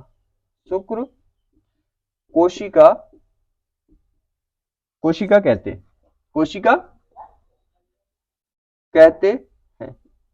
प्राथमिक शुक्र कोशिका कहते हैं ना। फिर क्या होता है, प्रथम और सूत्री विभाजन से प्राथमिक शुक्र कोशिका से द्वितीयक शुक्र कोशिका बनती है, ये तो लिखना है। देखो, प्राथमिक शुक्र कोशिका से अर्धसूत्री विभाजन फर्स्ट द्वारा क्या बन रही है, द्वितीयक शुक्र कोशिका बन रही है, ये लिख रहे हैं हम। क्या लिखेंगे हम लिखेंगे प्राथमिक शुक्र कोशिका से किसके द्वारा, मैं शॉर्ट में लिख दूं, ठीक है, तुम पूरा लिख देना, ये अर्धसूत्री विभाजन फर्स्ट, अर्धसूत्री विभाजन फर्स्ट द्वारा क्या बनाती है, द्वितीयक शुक्राणु कोशिका बनाती है, द्वितीयक शुक्राणु कोशिका बनाती है, बनाती है, ठीक है ना। बात बिल्कुल क्लियर समझ आ रही है ना, यही जो यहाँ पे बना हुआ है जो समझा वही लिखने वाले, बनाती है। यहां तक कोई डाउट। अब क्या लिखेंगे, हम लिखेंगे क्या लिखेंगे, द्वितीयक क्या, शुक्राणु कोशिका, क्या, शुक्राणु कोशिका किसके द्वारा, शॉर्ट में लिख रहे हो अर्धसूत्री, ठीक है, सेकंड द्वारा क्या बना रही है, शुक्राणु पिड़सु, ठीक है, शुक्राणु पिड़सु बोल दो या शुक्राणु पूर्व बोल दो इसको, शुक्राणु पूर्व बनाती है। और फिर इसके बाद क्या हो रहा है, तुम्हें पता है शुक्राणु पूर्व बनाती है, विभेदन के बाद क्या बनता है, शुक्राणु पिड़सु या शुक्राणु पूर्व से विभेदन के बाद क्या बनता है, शुक्राणु बनता है। बात करते क्या होता है, फिर लिखेंगे हम शुक्राणु, मैं पूर्व लिख रहा हूं, आप दोनों में से किसी का भी यूज कर सकते हैं, पूर्व से किसके द्वारा, विभेदन द्वारा क्या बनता है, शुक्राणु बनता है, ठीक है। देखो इतना सिंपल होता है, समझ आ गया ना सब। अब हमने क्या लिखा, एक बार और समझ लो। देखो यहाँ पे जो लिखा है, जो हमने समझा वही लिखा है। हमने पहले क्या देखा, हमने देखा पहले सब क्या थी, पहले सब नरजन्म कोशिका थी, कोई भी असूत्री विभाजन द्वारा शुक्राणु नहीं बना रही थी, क्योंकि जब वो छोटा बच्चा था, ठीक है ना, जब वो छोटा बच्चा था तो कोई भी क्या थी, कोई भी शुक्राणु नहीं बना रही थी, इसलिए सब किसकी कैटेगरी में आ रही थी, शुक्राणु जन कोशिका की, ओनली वो वृद्धि कर रही थी, ठीक है। फिर यौवन अवस्था आई, फिर उसके बाद क्या हो, कुछ तो क्या करने लगी, शुक्राणु बनाने लगी, कुछ वृद्धि करने लगी। तो जो शुक्राणु बनाने लगी उनको हमने प्राथमिक शुक्र कोशिका बोल दिया, जो वृद्धि कर रही है उनको भी अब भी यही बोलते रहेंगे, ठीक है। फिर आगे क्या हुआ, फिर उसमें अर्धसूत्री विभाजन फर्स्ट हुआ, द्वितीयक शुक्राणु कोशिका बनी, फिर अर्धसूत्री विभाजन सेकंड हुआ, फिर शुक्राणु प्रस या शुक्राणु पूर्व बना, फिर शुक्राणु पूर्व में विभेदन हुआ, फिर शुक्राणु बना। बस यही बातें यहाँ पे लिखी है, ठीक है ना, यहां तक कोई दिक्कत नहीं होनी चाहिए। विभेदन का मीन समझ लो किसी चीज को मॉडिफाई करना, किसी चीज को, शुक्राणु प्रेस जो होता है शुक्राणु की तरह नहीं होता, लेकिन थोड़ा सा मॉडिफाई अगर वो हो गया तो शुक्राणु बन जाता है फिर, ठीक है, नोट करो। अब देखो शुक्राणु जनन कर लिया, और अब करेंगे हम क्या करेंगे, अंडजनन, ठीक है ना।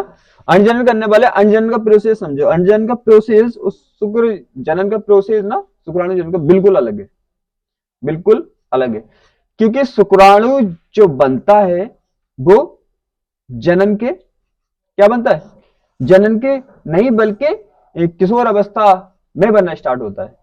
लेकिन जो हमारे इसकी अंड की प्रक्रिया होती है, अंडजनन की प्रक्रिया होती है, ये जो कोशिकाएं बनती हैं यहाँ तक तो पॉइंट क्लियर है।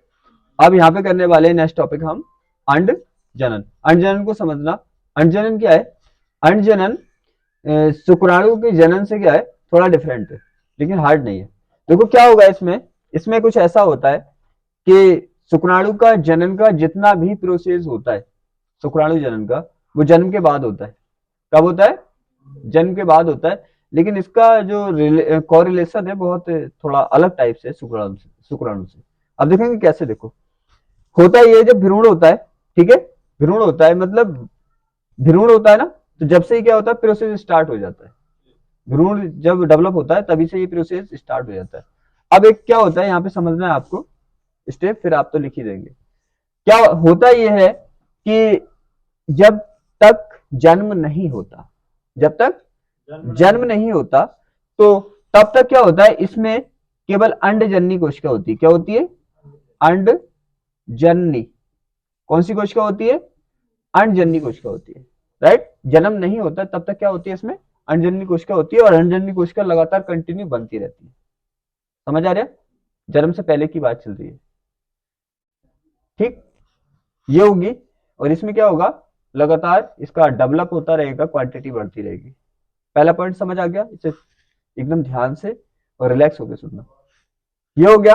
अंडजननी कोशिका है, ये क्या होती है, ये जो बनती है, संख्या में वृद्धि करती है या ग्रोथ करती है, जो कब तक करती है, जब तक जन्म नहीं होता। ठीक है। अब क्या होगा, उसके बाद जन्म हो गया। क्या हुआ, यहां पे मैं लिख देता हूं जन्म पूर्व। ठीक है, बुक में नहीं लिखा, चलो मैं लिख देता हूं जन्म पूर्व, शॉर्ट रहेगा। जन्म पूर्व होगी ये, ठीक है, जन्म के बाद नहीं होगी, इसकी ग्रोथ डेवलपमेंट। उसके बाद क्या हुआ, जन्म हो गया। अब जन्म के बाद ये क्या होगी, ये बननी रुक गई। अब संख्या इनकी नहीं बढ़ेगी, जितनी बढ़नी थी जन्म से पहले बन गई है। अब क्या होगा, अब इसमें एक विभाजन होगा। अर्धसूत्री तो आप जानते हैं ना, मैंने ये भी बताया था, अर्धसूत्री विभाजन 2 स्टेप में होता है। कितने स्टेप में होता है? 2 स्टेप में होता है। तो अर्धसूत्री, फिर इसमें क्या होगा, अर्धसूत्री विभाजन स्टार्ट होगा। क्या? जन्म के बाद। जन्म से पहले क्या बननी थी, अंडजननी कोशिका। जन्म हो गया, अब इनका कोई भी कॉन्टैक्ट रिलेशन नहीं बचा, ये नहीं बनेगी। अब इन अंडजननी कोशिका में क्या होगा, जन्म के बाद विभाजन स्टार्ट होगा। क्या होगा इसमें, विभाजन स्टार्ट हो जाएगा। विभाजन स्टार्ट होगा, कौन सा विभाजन होगा, पहले तो अर्धसूत्री फर्स्ट ही होता है, अर्धसूत्री फर्स्ट होता है ना, तो अर्धसूत्री फर्स्ट होगा इसमें, लेकिन कंप्लीट अर्धसूत्री फर्स्ट भी नहीं होगा। बात समझ आ रही है? कंप्लीट अर्धसूत्री विभाजन भी नहीं होगा, केवल अर्धसूत्री विभाजन जो होगा इसमें, वो होगा ओनली कौन सी कंडीशन तक, प्रोफेज तक। कौन सी तक? प्रोफेज, प्रोफेज फर्स्ट तक होगा। फर्स्ट का मीन्स तो समझ रहे हो, क्योंकि प्रोफेज अवस्था सेकंड, अर्धसूत्री विभाजन सेकंड में भी होती है, और प्रोफेज अवस्था अर्धसूत्री विभाजन फर्स्ट में भी होती है और सेकंड में भी होती है। फर्स्ट लगाने तो इसका मतलब ये प्रोफेज अवस्था जो है वो किसकी है, फर्स्ट की, और अगर सेकंड लगाते तो किसकी होती है, सेकंड की। ये पॉइंट क्लियर है? तो जैसे ही प्रोफेज में क्या होगा, अर्धसूत्री विभाजन होगा, प्रथम वाला, कौन सा, प्रथम, लेकिन उसकी प्रोफेज अवस्था फर्स्ट में ही रुक जाएगा। क्या होगा, प्रथम प्रोफेज फर्स्ट में ही रुक जाएगा। रुक गया? बात समझ आ रही है? जन्म से पहले ये बनी, जन्म होने के बाद बननी रुक गई। जन्म होती के स्टार्ट हो गया, इसमें अर्धसूत्री विभाजन स्टार्ट हो गया, और कहां पे रुक गया, प्रोफेज फर्स्ट में अर्धसूत्री विभाजन रुक गया। यहां तक पॉइंट क्लियर है? उसके बाद क्या होगा, उसके बाद जब इसमें अर्धसूत्री विभाजन फर्स्ट रुक जाता है, क्या हो जाता है, रुक जाता है, तो इसको बोलते हैं प्राथमिक अंडक। क्या बोलते हैं इसको, प्राथमिक अंडक। इसको बोलेंगे हम प्राथमिक अंडक। क्या बोलेंगे, प्राथमिक अंडक। कोई डाउट तो नहीं है ना? अब प्राथमिक अंडक ये बन गया प्राथमिक अंडक। अब क्या होगा इसमें कि इसके चारों तरफ लेयर बन जाएगी। क्या बन जाएगी, लेयर। लेयर तो जानते हो ना? तो क्या होगा, ये प्राथमिक अंडक है, इसके कुछ टाइम बाद इसके चारों तरफ क्या हो जाएगी, ये वाला डायग्राम क्या है पता है, ये बुक्स में केवल लिख रखा है। बुक्स में क्या कर रखा है, ओनली लिख रखा है, बनाया नहीं है, इसलिए समझने में बड़ी दिक्कत आती है, लेकिन मैं बना के इसीलिए बता रही हूं। हो गया, तो एक लेयर बन गई। अब इसको प्राथमिक अंडक नहीं बोलेंगे, आप बोलेंगे प्राथमिक पुटिक। क्या बोलेंगे, पुटिक बोल दो, पुटिका बोल दो, कोई दिक्कत वाली बात नहीं है। तो क्या बोलोगे, प्राथमिक पुटिक बोल दो या पुटिका बोल दो, कोई प्रॉब्लम नहीं। ये हो गया, ठीक है ना। अब क्या होगा, अब कंटिन्यू कुछ टाइम एक लेयर और बन जाएगी, इस पे क्या होगी, एक लेयर और बन जाएगी। क्या हुआ देखो, अब यहां पे क्या होगा, इस पे क्या होंगी,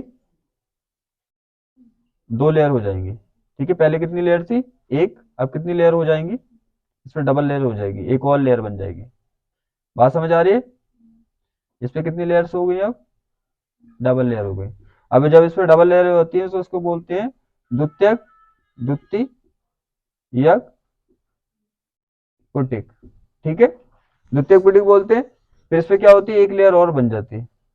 अब कितनी लेयर बन जाती है, एक, दो, तीन। अब कितनी लेयर बन गई, तीन लेयर बन गई, ठीक है। जब इस पे कितनी लेयर बन जाती है, तीन लेयर बन जाती है, तो इसे क्या बोलते हैं, तृतीयक पुटक। देखो सिंपल है, ज्यादा हार्ड नहीं है, बस एक बार समझ लेना।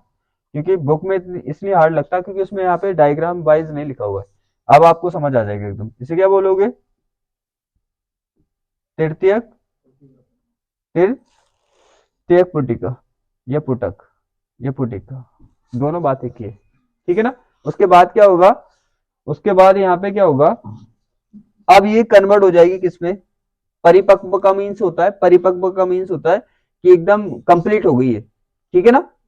अगर कोई भी चीज किसी काम करने के लिए क्या हो गई, कैपेबल हो गई, तो वो क्या, उसे क्या बोलते हैं, परिपक्व बोलते हैं। फिर ये क्या हो जाएगी, परिपक्व हो जाएगी। क्या हो जाएगी, परिपक्व।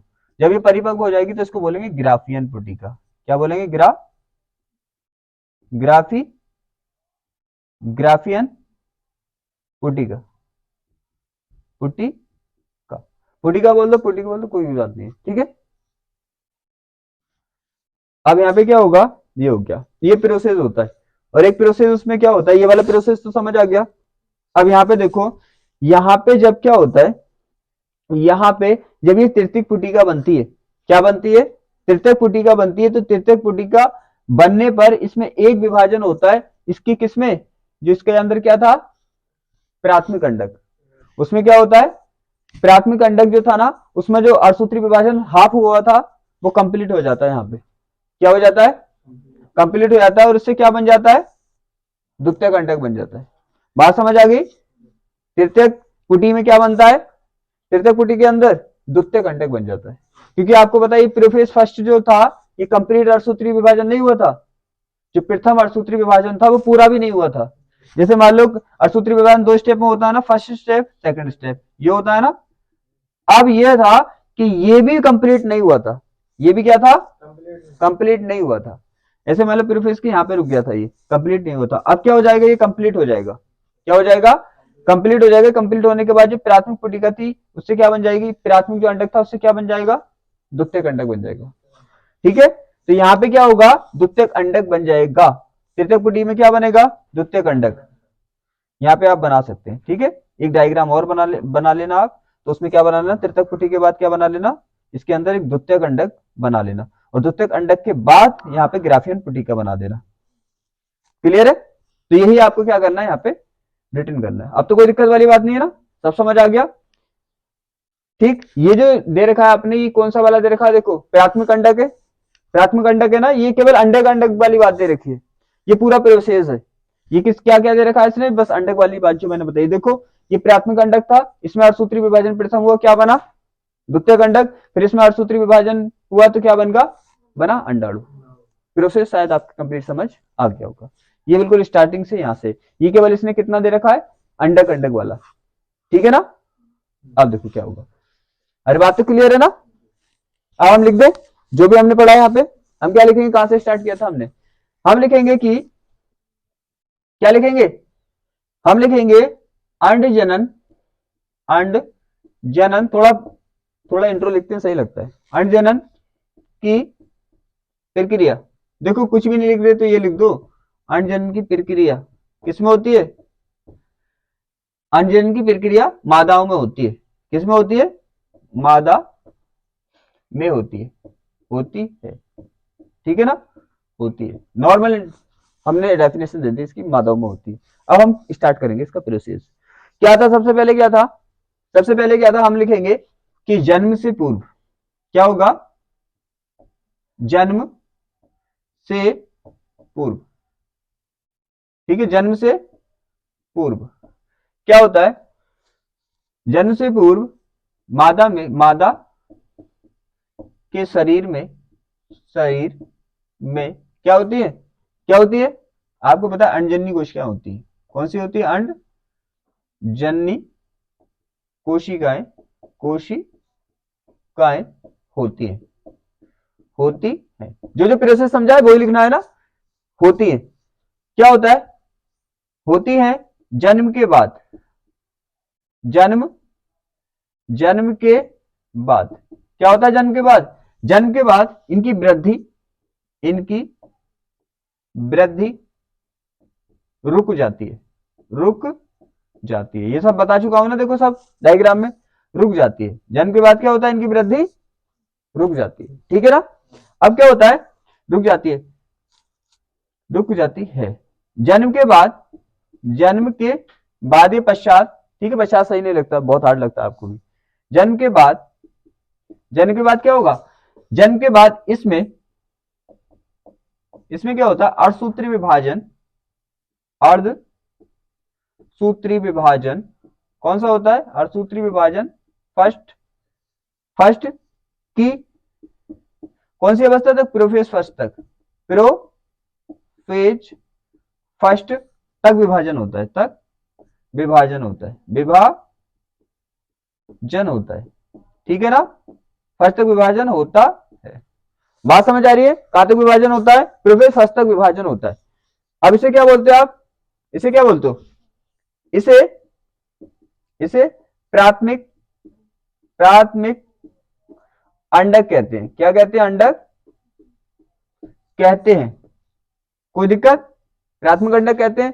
फिर क्या बोलेंगे, इसके चारों तरफ एक आवरण बन जाता है। मैं तो सिंपल लैंग्वेज का यूज करूंगा। क्या होता है, कहते हैं इसके चारों तरफ, इसके चारों ओर, इसके चारों तरफ लिख दो, कोई नहीं, इसके चारों ओर, चारों ओर एक आवरण, एक आवरण बन जाता है, बन जाता है। ये सब बता चुका हूं, देखो यहाँ पे जो बना के दिखा तो वही लिखने वाला लिख रहा हूं, यहाँ पे बन जाता है। तब इसे क्या बोलते हो, तब इसे क्या बोलते हो, अरे ये तो हो गया ना।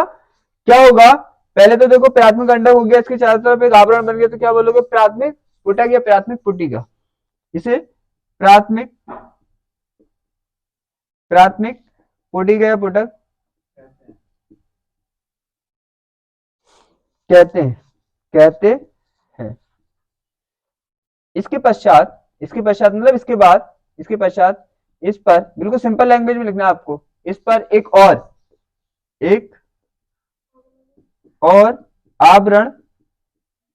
आवरण बन जाता है, इसे क्या बोलते हैं, इसे द्वितीयक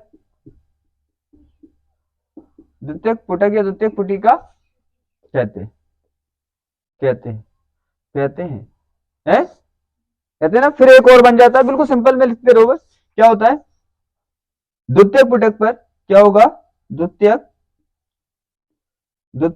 पुटिका पर या पुटक पर, पुटिका पर क्या होता है, एक और आवरण बन जाता है, एक और आवरण बन जाता है, और आवरण बन जाता है, बन जाता है। तब इसे क्या बोलते हैं, तब इसे क्या बोलते हो, तब इसे, हाँ, तृतीयक पुटिका बोलते हो, तृतीयक पुटिका कहते हैं। बताओ, कोई डाउट है, कोई दिक्कत है, ठीक है। अब तृतीय पुटिका बनने के बाद क्या होता है, देखो तृतीय पुटिका बनने के बाद प्राथमिक जो अंडक था उसमें अर्धसूत्री विभाजन फर्स्ट क्या हो जाता है, क्या हो जाता है, कंप्लीट हो जाता है, पूरा हो जाता है, क्योंकि तुम्हें पता है हाफ हुआ था ना यहाँ पे। अब यहाँ पे तृतीय पुटिका बनने के बाद प्राथमिक विभाजन कंप्लीट हो जाएगा और क्या बन जाएगा, द्वितीयक अंडक। ये होगा ना, पुटक कहते हैं, तृतीय पुटक कहते हैं। इस समय क्या होगा, इस समय क्या होगा, प्राथमिक अर्धसूत्री विभाजन, प्राथमिक अर्धसूत्री विभाजन, अर्धसूत्री विभाजन, या प्राथमिक में दिक्कत आ रही है तो ऐसे लिख लो, असूत्री विभाजन फर्स्ट पूर्ण हो जाता है, पूर्ण का मीन्स पूरा हो जाता है, जो बीच में रुका हुआ था पूर्ण हो जाता है, पूर्ण हो जाता है ना, पूर्ण हो जाता है, ठीक है। इससे क्या बनता है, इससे द्वितीयक अंडक बनता है। कौन सा अंडक बनता है, द्वितीयक अंडक, ऐसे भी लिख सकते हो आप, अंडक, अंडक बन जाता है, बन जाता है, ठीक है। फिर उसके बाद क्या हो रही थी, अब मेरे पास स्पेस तो बचा नहीं, चलो यहाँ पे एक दो लाइन तो लिखनी है, बस यहाँ पे लिख देता हूँ। बन जाता है ना, एक लाइन तो यहीं पे आ जाएगी अभी, बन जाता है, ठीक है, द्वितीय कंडक बन जाता है, ठीक है। फिर क्या होगा, यह क्या होगी, यह है पुटिका, पुटिका क्या होती है, ग्राफियन पुटिका में बदल जाती है, ग्राफियन पुटिका में, पुटिका में क्या होती है, बदल जाती है, बदल जाती है, ठीक है ना। ग्राफियन पुटिका में बदल जाती है, और जब ये ग्राफियन पुटिका में बदलेगी ना, तो ये जो द्वितीय कंडक है इसके चारों ओर एक आवरण बन जाएगा, क्या बन जाएगा, आवरण बन जाएगा, बदल जाती है। इस समय क्या होता है, इस समय द्वितीय कंडक के चारों, द्वितीयक अंडक के चारों, अंडक के चारों ओर क्या होता है, चारों ओर क्या होता है, चारों ओर एक क्या होता है, एक पारदर्शी, पारदर्शी का मतलब समझ रहे हो, आर पार दिखेगा उसके, पारदर्शी आवरण बन जाता है, आवरण बन जाता है, उसे क्या कहते हैं, उसे अंडावरण कहते हैं, अंडावरण कहते हैं ना। फिर क्या हो जाता है, ग्राफियन पुटिका फिर फट जाती है, और द्वितीय कंडाणु क्या होता है, बाहर आ जाता है, जगह नहीं बची ना, बस इसके आगे ये लिखना है, बस इसके आगे ये लिखना है आपको कि फिर क्या होता है, उसके पश्चात ग्राफियन पुटिका क्या हो जाती है, फट जाती है, और उससे द्वितीय कंडाणु क्या होता है, बाहर आ जाता है, इसे अंड उत्सर्जन कहते हैं। बात शायद समझ आ गई होगी, बस इसको आपको पता है इसे आसान लिखने की ट्रिक कितनी है, वरना वैसे बहुत हार्ड लगता है ये बनाकर जो मैंने किया है ना, यहाँ पे जो करता आ रही हूँ वो यहाँ पे मैंने लिख दिया, बात करता हूँ, चलो नोट करो इसे। अब देखो सभी टॉपिक जितने भी इंपोर्टेंट थे वो हमने कर लिए, और आपको मैं एक होमवर्क ये है कि आपको जो मादा जनन तंत्र है ना उसको पढ़ना है, पढ़ना तो आ गया, नर जनन मैंने करा दिया, मादा जनन भी ऐसे करना, पार्ट्स देख लेने, और जो जो उसमें लिखा हुआ है आपको एक्सप्लेन कर देना है, क्लियर है ना। और उसको एक आवर्त चक्र इसमें दे रखा है, वो भी सिंपल है, उसको आपको होमवर्क है। अब मैं कराता हूँ इसके लास्ट टॉपिक, क्योंकि जो सिंपल टॉपिक है आपको पता है, सीधी सी बात है, आप उसको रीड ही तो करना है बस, और क्या करना उसमें, समझा मैंने दी, जो हार्ड टॉपिक थे सब मैंने समझा दिया। अंडजनन की प्रोसेस हार्ड होता है, शुक्राणु जनन का प्रोसेस हार्ड होता है, और उसका प्रोसेस होता है दूसरा जो किया था हमने, जैसे नरजन्म नालिका होती है उसकी संरचना समझ में नहीं आती, तो ये प्रोसेस जितने भी हार्ड थे सब मैंने करा दिए, बाकी सिंपल आप एक बार रीड डाउन कर लेना, कोई दिक्कत नहीं। अब आता है निशेषण, भी आपको पता है, सी बात है, लेकिन मैंने सोचा करा दूं एक दो छोटी थ्योरी भी। निशेषण का मीन्स क्या होता है आपको पता है, निशेषण कैसे होता है, निशेषण आपको पता है शुक्राणु का अंडाणु से मिलना ही क्या कहलाता है, निशेषण कहलाता है। फिर अंतरोपण होता है, अब देखो निशेषण लिखेंगे, निषेचन, आप सिंपल भाषा में लिखना चाहें सिंपल वाला भी लिख देना, क्या लिखोगे सिंपल निशेषण में, क्या होता है, अंडाणु का शुक्राणु के साथ संलयन ही निशेषण कहलाता है। बात करते हैं सिंपल वाला लिखेंगे ना, हम क्यों लिखे हार्ड में फालतू में, हम लिखेंगे शुक्राणु का अंडाणु के साथ, किसके, अंडाणु के साथ क्या होना, संलयन होना, संलयन होना, संलयन तो जानते हो आप, मिलना, संलयन होना वहां पे लिख दे मैंने, होना निषेचन कहलाता है, क्या कहलाता है, निषेचन कहलाता है। कोई दिक्कत, बिल्कुल सिंपल ऐसे लिखना आपको पेपर में। अंतरोपण अंतरोपण जानते हो, देखो अंत मीन्स अंदर, रोपण का मीन्स लग जाना, अरे वृक्ष रोपण नहीं होता है तो वृक्ष रोपण में क्या करते हैं, वृक्ष लगाते हैं, वृक्ष का मीन्स वृक्ष, रोपण मीन्स लगाना, तो अंतरोपण मीन्स अंदर लग जाएगा, अंदर क्या लग जाएगा, होता है ऐसे, देखो यहाँ पे छोटा सा प्रोसेस मैं समझा दूं। यहाँ पे कुछ इस तरह से स्ट्रक्चर होता है, ऐसे होता है, कुछ इस तरह से स्ट्रक्चर होता है, राइट, ऐसे करके। तो यहाँ पे होता है एम्पुल है तुम्बे का क्षेत्र होता है ये इस तरह से, राइट।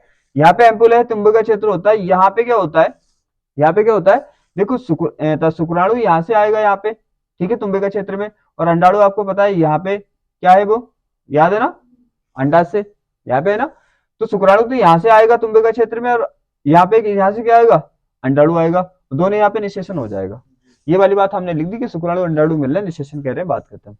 अब क्या होगा, ये अब बैग स्टार्ट होगा, यहाँ पे बैग आएगा ना, बैग आएगा, आपको पता है विभाजन मैंने बताया था, निषेचन होता है, निषेचन के बाद उसमें क्या होता है, विभाजन स्टार्ट हो जाता है, वो भ्रूण बन जाता है। तो यहाँ पे जैसे ही भ्रूण बना, विभाजन भी हो रहा है साथ साथ में, भ्रूण तो बनी गया ये, और यहाँ पे आ जाएगा इसके गर्भाशय के अंदर।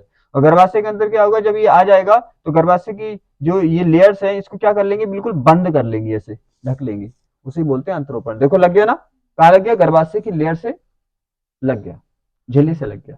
तो क्या बोलते हैं, क्या वो लिख सकते हैं हम इसको, अब तो लिख सकते हैं ना, हम लिख सकते हैं कि निषेचन के पश्चात, निषेचन के पश्चात, निषेचन के पश्चात क्या हो रहा है, पश्चात, पश्चात क्या होता है, निषेचन के पश्चात जाइगोट, जाइगोट किस में कन्वर्ट हो जाता है, ये सब पता है ना आपको, जाइगोट भ्रूण में बदल जाता है, किस में बदलता है, भ्रूण में बदल जाता है, बदल जाता है, जाता, भ्रूण में बदल गया, फिर क्या होगा, भ्रूण में बदल जाता है, यह भ्रूण, भ्रूण कहां पे चला जाता है, गर्भाशय में, गर्भाशय, गर्भाशय में, या गर्भाशय में, तो क्या होता है, चला जाता है, बिल्कुल सिंपल में लिख लो आप, तो चला जाता है, चला जाता है। और क्या होता है, गर्भाशय की, गर्भाशय भित्ति क्या करती है, गर्भाशय भित्ति, भित्ति का मीन्स तो जानते हो, इसकी गर्भाशय की परत जो है, गर्भाशय की भित्ति इसको क्या कर लेती है, इसको क्या कर लेती है, ढक लेती है, बंद कर लेती है, ढक ढक लेती है, या इसके चारों ओर लग जाती है, या इसके चारों ओर लग जाती है, चारों ओर लग जाती है, लग जाती है, जाती है। इसे क्या बोलते हैं, इसे क्या बोलते हैं, इसे अंतरोपण कहते हैं, अंतरोपण कहते हैं। ठीक है, पूरा चैप्टर आपके समझ आ गया, कोई दिक्कत वाली बात नहीं होनी चाहिए, ये छोटे छोटे क्वेश्चन आप कर लेंगे, और मैंने समझा आपको सब टोटल दिया है, और जो छोटे छोटे क्वेश्चन इस चैप्टर से बनते हैं आप उसको क्या है कर लेना, और आपको होमवर्क दिया है, जैसे मैंने नर जनन तंत्र कराया ऐसे मादा जनन तंत्र करना, स्टाइल वही रहेगा, पार्ट्स बदल जाएंगे, ठीक है। और आवर्त चक्र 2 टॉपिक आपको करने, बाकी टॉपिक मैंने करा दिए क्योंकि वो इजी है, इसलिए मैंने उनको लेफ्ट कर दिया, आप रीड डाउन कर लेना, बस बात कुछ नहीं, और अच्छे से पढ़ना, और ये चैप्टर हम यहीं पे क्लोज करते हैं कि कंप्लीट चैप्टर हो गया।